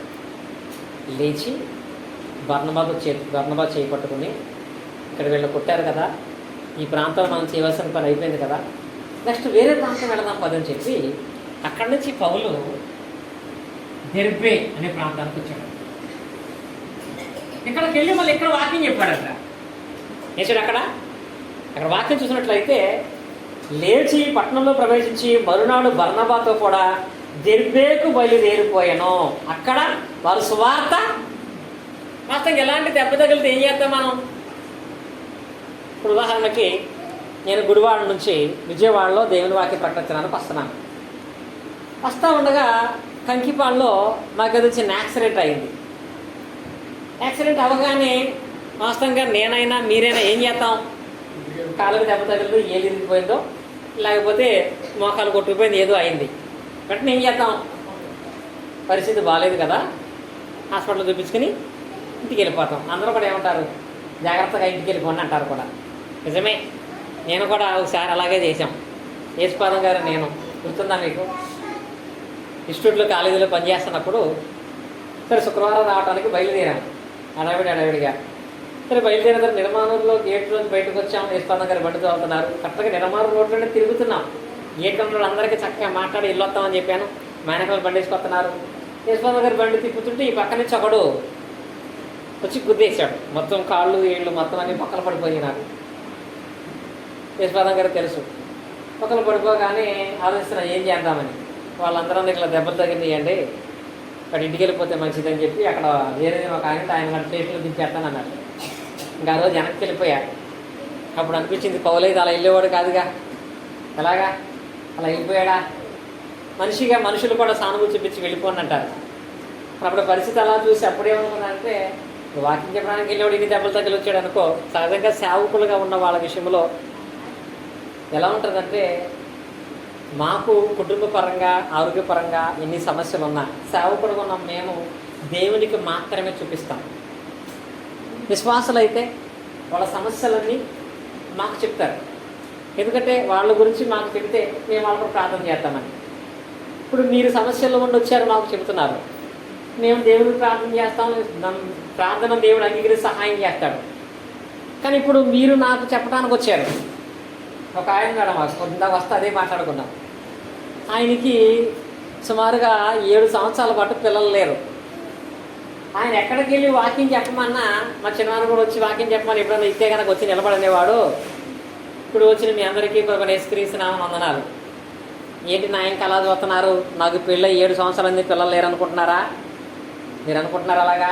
నాకు పిల్లలు పుడతారులే, మీరేం బాధపడకండి అని వాకింగ్ చెప్పేవాడు. అలా వాకింగ్ చెప్పేవాడి దగ్గరికి వచ్చి ఎవరైనా, అయ్యా మాకు వివాహమై 3 సంవత్సరాలు అయింది, మా కొరకు ప్రార్థన చేయమంటారా? వాళ్ళకి ఎలా ఉంటుంది? ఈయనకి వెళ్ళారు, ఈయన మా కోసం ఏం చేస్తాడు అని బాగా వస్తుందా రాదా? అలాగే ఆయన చాలా చెప్తూ ఉండేవాడు. అలాగే కూడా ప్రతి సమస్యను కూడా దేవుడు తీర్చుతాడు. సమయోచితమైన సహాయాన్ని దేవుడు ఇస్తాడు. కనుక సేవకులకున్న మేము అనేక మంది విశ్వాసంలో బలపరచాలి అంటే, నేనే నా ఆరోగ్యం సరిగా బాగుంటలేదు, నా ఇంట్లో ఆర్థిక పరిస్థితి బాగుంటలేదు, నా పిల్లల చదువులు సరిగా ఉండలేదు అని అనుకో, మీరు వచ్చి మీ ఆరోగ్యం గురించి కానీ మీ ఆర్థిక స్థితి గురించి కానీ మీ పిల్లల గురించి అడుగుతారా? అసలు ఆయన బాధలు ఆయనే పడతాడు, మన బాధలు ఏం చెప్దాం ఆయనకు అనుకుంటారు కూడా అనుకోరా? అందుకే సేవకుడు తనకు బాధలు ఎన్నున్నా దేవుడికి మాత్రమే చెప్పుకుంటాడు, దేవుడు సమాధానం ఇస్తాడు. విశ్వాసులు సేవకుడు చెప్పాలి, సేవకుడు వాళ్ళ పక్షంగా ప్రార్థన చేయాలి. కనుక ఆ రోజు కూడా ఈ దెబ్బలు తగిలొచ్చాను అనుకో, వచ్చే మీకే దారి లేనప్పుడు ఇక మేము ఎలా వస్తామంటారేమనుకుని అక్కడి నుంచి వెనక్కి వెళ్ళాం. కానీ పౌలు అలా వెళ్ళలేదండి. అంత గాయాలైనా సరే ఆయన ఆ రాత్రి అదే కోమాలో ఉన్నాడు. పొద్దున్నే లేచి లుస్త్రా నుంచి దెర్బేకి వెళ్ళి దెర్బేలో వాకింగ్ చెప్తున్నాడంట. ఏమని చెప్పాలంటే అంతటి ఆరోగ్యం దేవుడు ఆయనకి ఇచ్చాడంటే. ఒక్క రాయి తగిలితేనే 3 రోజుల దాకా మనం కాలు కింద ఎక్కాం. శరీరం అంతా గాయాలయ్యి రక్తం కారిన నెక్స్ట్ డే పౌలు నిలబడి వాక్యం చెప్పాడంటే ఆ గొప్ప శక్తి ఎవరిచ్చారు? దేవుడిచ్చాడు. ఆయనకి మాత్రమేనా? మన విషయం అందేనా సరే, పని మనం చేస్తే ప్రతిఫలాన్ని దేవుడు ఇస్తాడు. మనం ప్రారంభిస్తే దేవుడు చేస్తాడండి. ప్రసంగి గ్రంథంలో అంటాడు, కార్యారంభము కంటే కార్యాంతము మేలు. కానీ ప్రారంభించేది మనం, ముగించేది ఎవరు? దేవుడు. మనమంటూ ప్రారంభిస్తే దాన్ని దేవుడు ముగిస్తాడు. మనమంటూ నిలబడితే దేవుడు పరంగా వాడుకుంటాడు. ఏ పనైనా సరే, ఒక ఇల్లు అయినా, ఒక ఉద్యోగం అయినా, చదువు అయినా, ఆత్మీయత అయినా, ఏదైనా మనం ప్రయత్నం చేస్తే ప్రతిఫలం దేవుడు తగిన కాలం ఇస్తాడు. అలా పౌలు గారు అక్కడి నుంచి వెనక్కి వెళ్ళిపోలేదండి. వెనక్కి వెళ్ళిపోతే అక్కడితోనే ఆయన సేవ ఆగిపోయేది. అక్కడి నుంచి వెనక్కి వెళ్ళకుండా దెరిపేలో మనం నిలబడి వాక్యం చెప్పాడు. ఎందుకనగా ఇక్కడి నుంచి కనుక పౌలు వెనక్కి వెళ్ళిపోతే, వెనకాలంటే ఎలా వెళ్ళాలి? వస్త్రాల నుంచి, ఈకొనియా నుంచి, అంత్యోకా నుంచి, పెర్గే నుంచి, మళ్ళీ కొరపరా నుంచి సిరియా ప్రాంతానికి వెళ్ళాలి. ఇప్పుడు ఈ ఊర్లన్నీ వెళ్తున్నప్పుడు వాళ్ళు ఏం చేస్తారు? వచ్చి పౌలు గారిని చూస్తారు. ఏమని చూస్తారు? పాపం ఎంత గొప్పగా వాక్యం చెప్పాడు, అంత బాగా సేవ చేశాడు, తీరా ఊళ్ళంతా కట్టులతో నడవలేక వెళ్తున్నాడు, ఇంకా ఆయన పరిస్థితి అలా ఉంది, క్రీస్తునంది ఇంక మనమేముంటాంలే అని వాళ్ళ విశ్వాసం చెదిరిపోతుంది. కనుక పౌలు వెనక్కి అడిగేయకుండా మళ్ళా దెర్బేకి వెళ్ళి అక్కడ ఆయన దేవుని యొక్క సువార్తను ప్రకటించాడు. ఇక్కడ ప్రకటించిన తర్వాత ఇక్కడ 1 సంవత్సరం పాటు కూడా అక్కడ దేవుని వాక్యం ప్రకటించి అక్కడ కూడా అనేక శిష్యులను తయారు చేసి ఆరోగ్యవంతులైన తర్వాత అప్పుడు మరలా ఆయన ఆరోగ్యంగా వీళ్ళ దగ్గరికి వెళ్ళి వాళ్ళకి కనపడ్డాడు. వాళ్ళకి ఆశ్చర్యం వేసింది. అంత అలా కొట్టి చచ్చిపోయామనుకున్నాను, మళ్ళీ బతికావా? నిజంగా నువ్వు కానీ, నువ్వు ప్రకటించే క్రీస్తు కానీ, నువ్వు చెప్పే దేవుడు కానీ చాలా గొప్పవాడు. నిన్ను బ్రతికించిన దేవుడు మమ్మల్ని కూడా బ్రతికిస్తాడు. మళ్ళీ కనపడగానే వాళ్ళు ఏం కలుగుతుంది? విశ్వాసం బాగా కలిగింది. బాగా ఆదరించారు వాళ్ళు. అక్కడి నుంచి మళ్ళీ ఈకొనియా వెళ్ళాడు.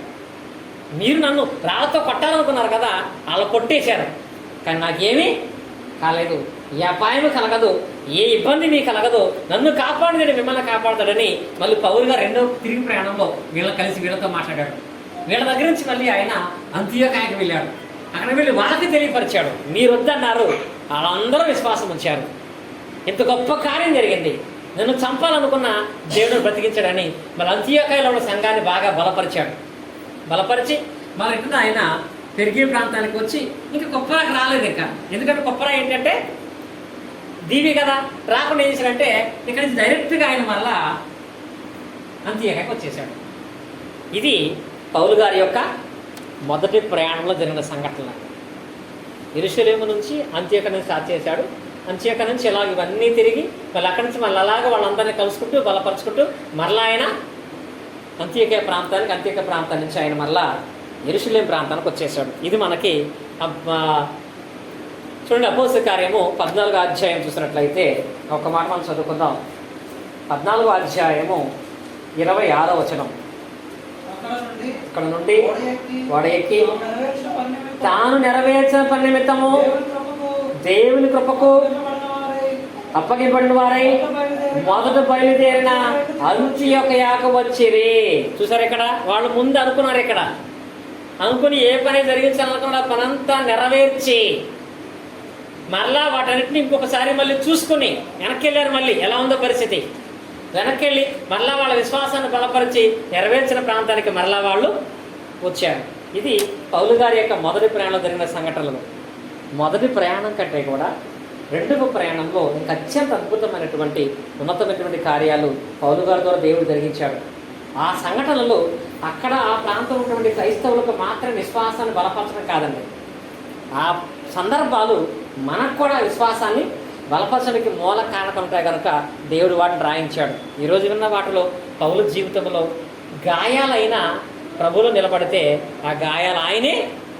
మనం అంటాం కదా ఒక మాట, ఏంటది? గాయము కట్టువాడు గాయము చేయవాడు ఆయనే, కానీ గాయము కట్టేవాడు ఆయన ఉన్నాడు. కనుక ఆయన ఆత్మ సంబంధమైన గాయాన్ని కట్టగలడు, భౌతికమైన గాయాలు కట్టగలడు. అలా కట్టాలి అంటే మనం నిలబడాలి. ఏ పని కొరకు నిలబడ్డామో ఆ పనిలో మనకు తెలిసిన సామర్థ్యాన్ని బట్టి మనం నిలబడి కొనసాగించినట్లయితే మన జీవితాలు కూడా అలాగూ మనకు మేలుకరం కాకుండా అనేకులకు ప్రయోజనకరంగా దేవుడు మార్చుతాడు. ఇది పౌలు గారి మొదటి ప్రయాణం. దేవుని చిత్తం అయితే రెండవ ప్రయాణం గురించి, మూడవ ప్రయాణం గురించి వచ్చే వారం, వచ్చే నెలలో అవకాశాన్ని బట్టి మనం నేర్చుకుందాం. కానీ ఇప్పటివరకు నేర్చుకున్న పాఠంలో ప్రధానంగా జ్ఞాపకం ఉంచుకోవాలి. ఇలా అడిగారంటే చెప్పుని వెళ్ళిపోవటం కాదు, కానీ ఆ విన్న విషయాలు మన జ్ఞాపకం ఉండాలి. బైబిల్ అన్నానే దేవుడు చదువుకోవటానికి కాదు, అది మనం జ్ఞాపకం ఉంచుకోవాలి, అవి గుర్తుండాలి, ఇతరులకు మనం చెప్పగలగాలి. సరే, మీకు ఎంతవరకు గుర్తున్నాయో నేను అడుగుతాను, క్లాసుగా చెప్పాను కనుక. ఒకటి, మొట్టమొదట పౌలు గారు ఏ వంశం వాడు? ఇశ్రాయేలు వంశం వాడు. ఏ గోత్రం వాడు? బెన్యామీను గోత్రం వాడు. పౌలు గారి భాష ఏంటి? హెబ్రీ, మాతృభాష హెబ్రీ. ఆయన గ్రీకు భాష కూడా మాట్లాడేవాడై ఉన్నాడు. అలాగే పౌలు గారి యొక్క పట్టణం ఏంటి? తార్సు పట్టణం. పౌలు గారి యొక్క విశ్వాస స్థితిలో అతను ధర్మశాస్త్ర విషయంలో ఎలా ఉన్నాడు? పరిసైడుగా. ఈ పౌలు గారి విషయంలో చూసినట్లయితే పౌలు గారి గురువు ఎవరు? గమలీయేలు. పౌలు గారు ఎక్కడ బాప్తిసం పొందాడు? దమస్కు పట్టణంలో. పౌలు గారికి బాప్తిసం ఇచ్చింది ఎవరు? అన్నయ్య. పౌలు గారు బాప్తిసం పొందిన తర్వాత దమస్కు పట్టణంలో వాక్యం చెప్పి యెరూషలేం వెళ్ళాడు. యెరూషలేంలో శిష్యులు చేర్చుకోకపోతే అతన్ని చేర్చుకోవటానికి సహాయం చేసింది ఎవరు? బర్నబా. బర్నబాకు ముందు పేరేంటి? బర్నబా అంటే హెచ్చరిక పుత్రుడు అని అర్థం. యోహాన్ అంటే మార్క్ గారు యోహాన్. గుర్తుందా? అతని పేరు వేరు, అతని పేరు యోసేపు.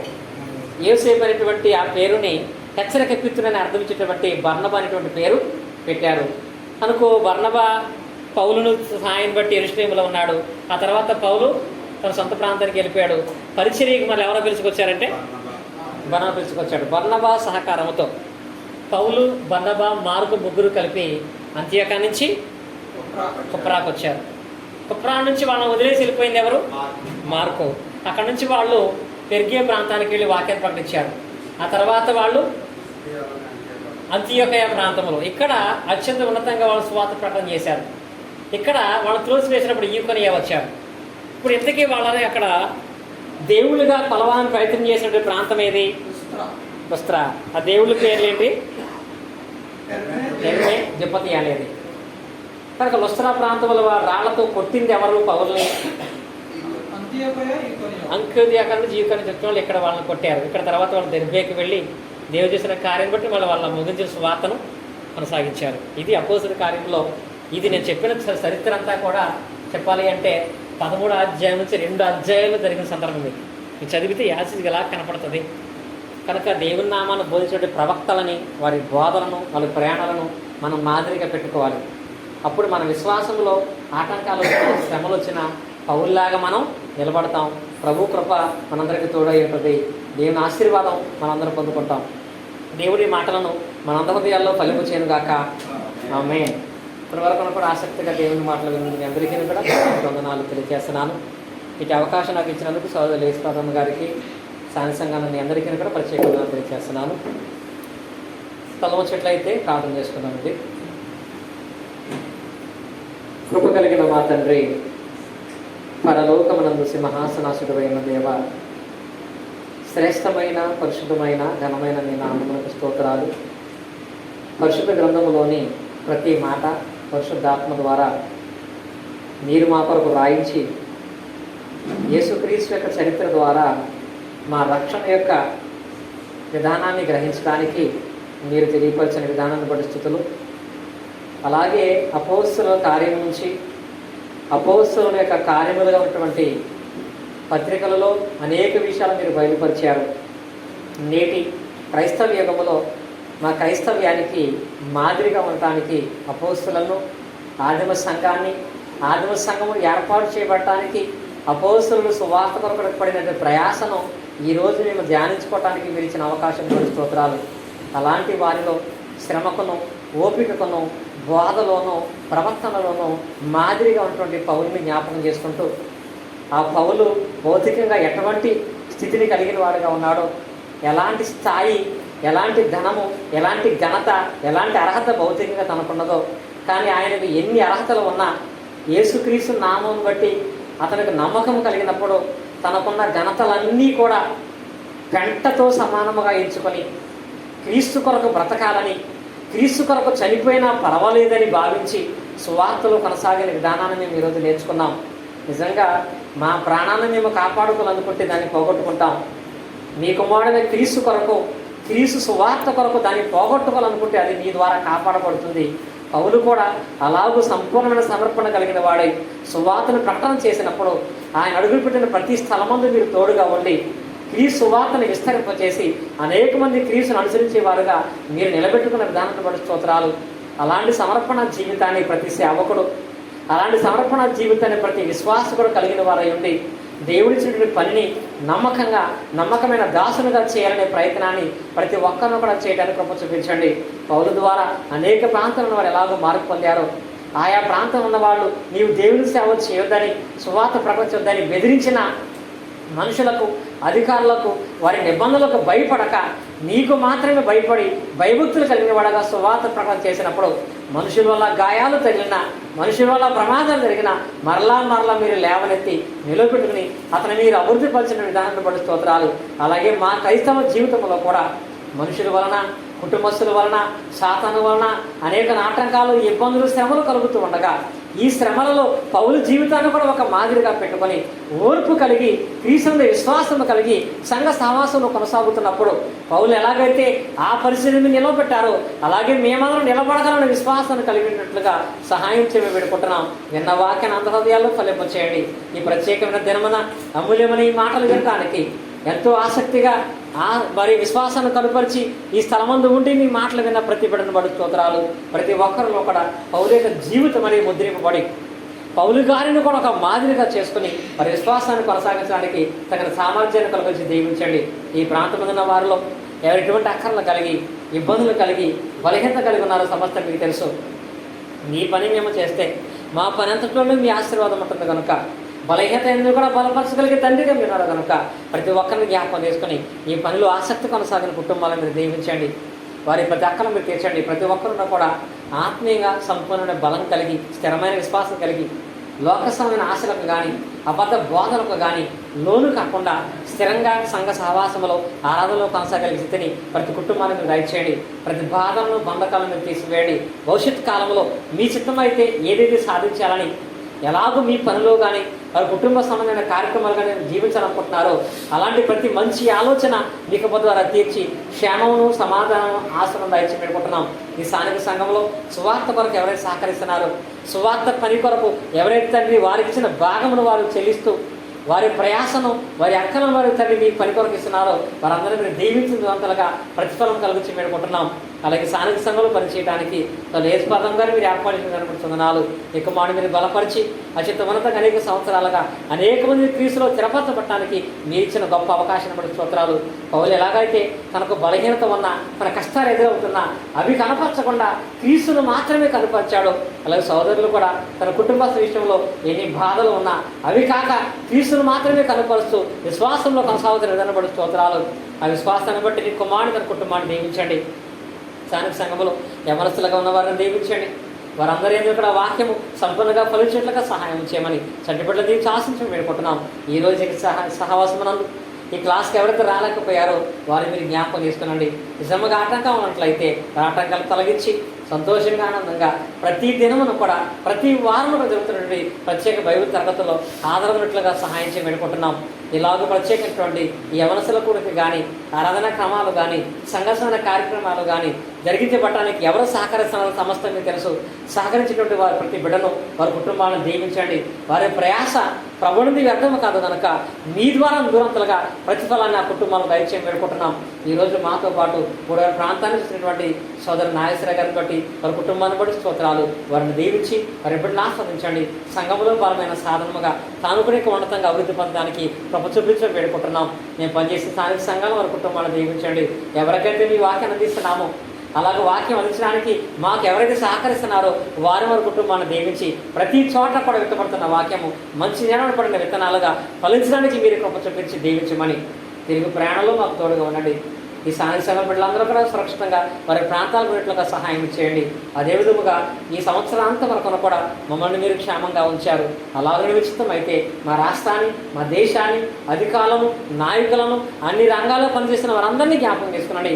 అందరూ కూడా సమాధానంగా, సంతోషంగా చక్కటి పరిపాలన చేసేటువంటి ఆలోచన అధికారులకును, చక్కటి సహాయం చేసినటువంటి సేవలు చేసినటువంటి ఆలోచనను ప్రతి సేవాగంలో వారందరికీ మీరు కలుగచేసి మీ దేవుని నింపమని వచ్చినటువంటి ప్రతి ప్రమాదాన్ని, ప్రతి విధమైనటువంటి విపత్తును కూడా మీ స్థానుకూలంగా దూరపరిచి సత్యముగా, సంతోషంగా, ఆనందంగా ప్రతి ఒక్కరు నిలబడుతూ రానైనటువంటి క్రీస్తు రాకడ కొరకు విశ్వాసం ఎదురు చూసినటువంటి ఆలోచన కూడా కలుగ చేసి మీ దేవునితో నింపమని, మీ చిత్తమైతే మీ కుమారుడికి రాకరాల్సినట్లయితే మరి కుమారుని మేమందరమును ఈ విధంగా కలుసుకొని మరికొన్ని మీ మాటలు ధ్యానించిన అవకాశం దయచేయమని యేసుక్రీస్తు వారి యొక్క శ్రేష్టమైన నామమును అడిగి వేడుకొంచున్నాం మా తండ్రి. ఆమేన్. అందరికీ వందనాలు. వేడుకొందాం.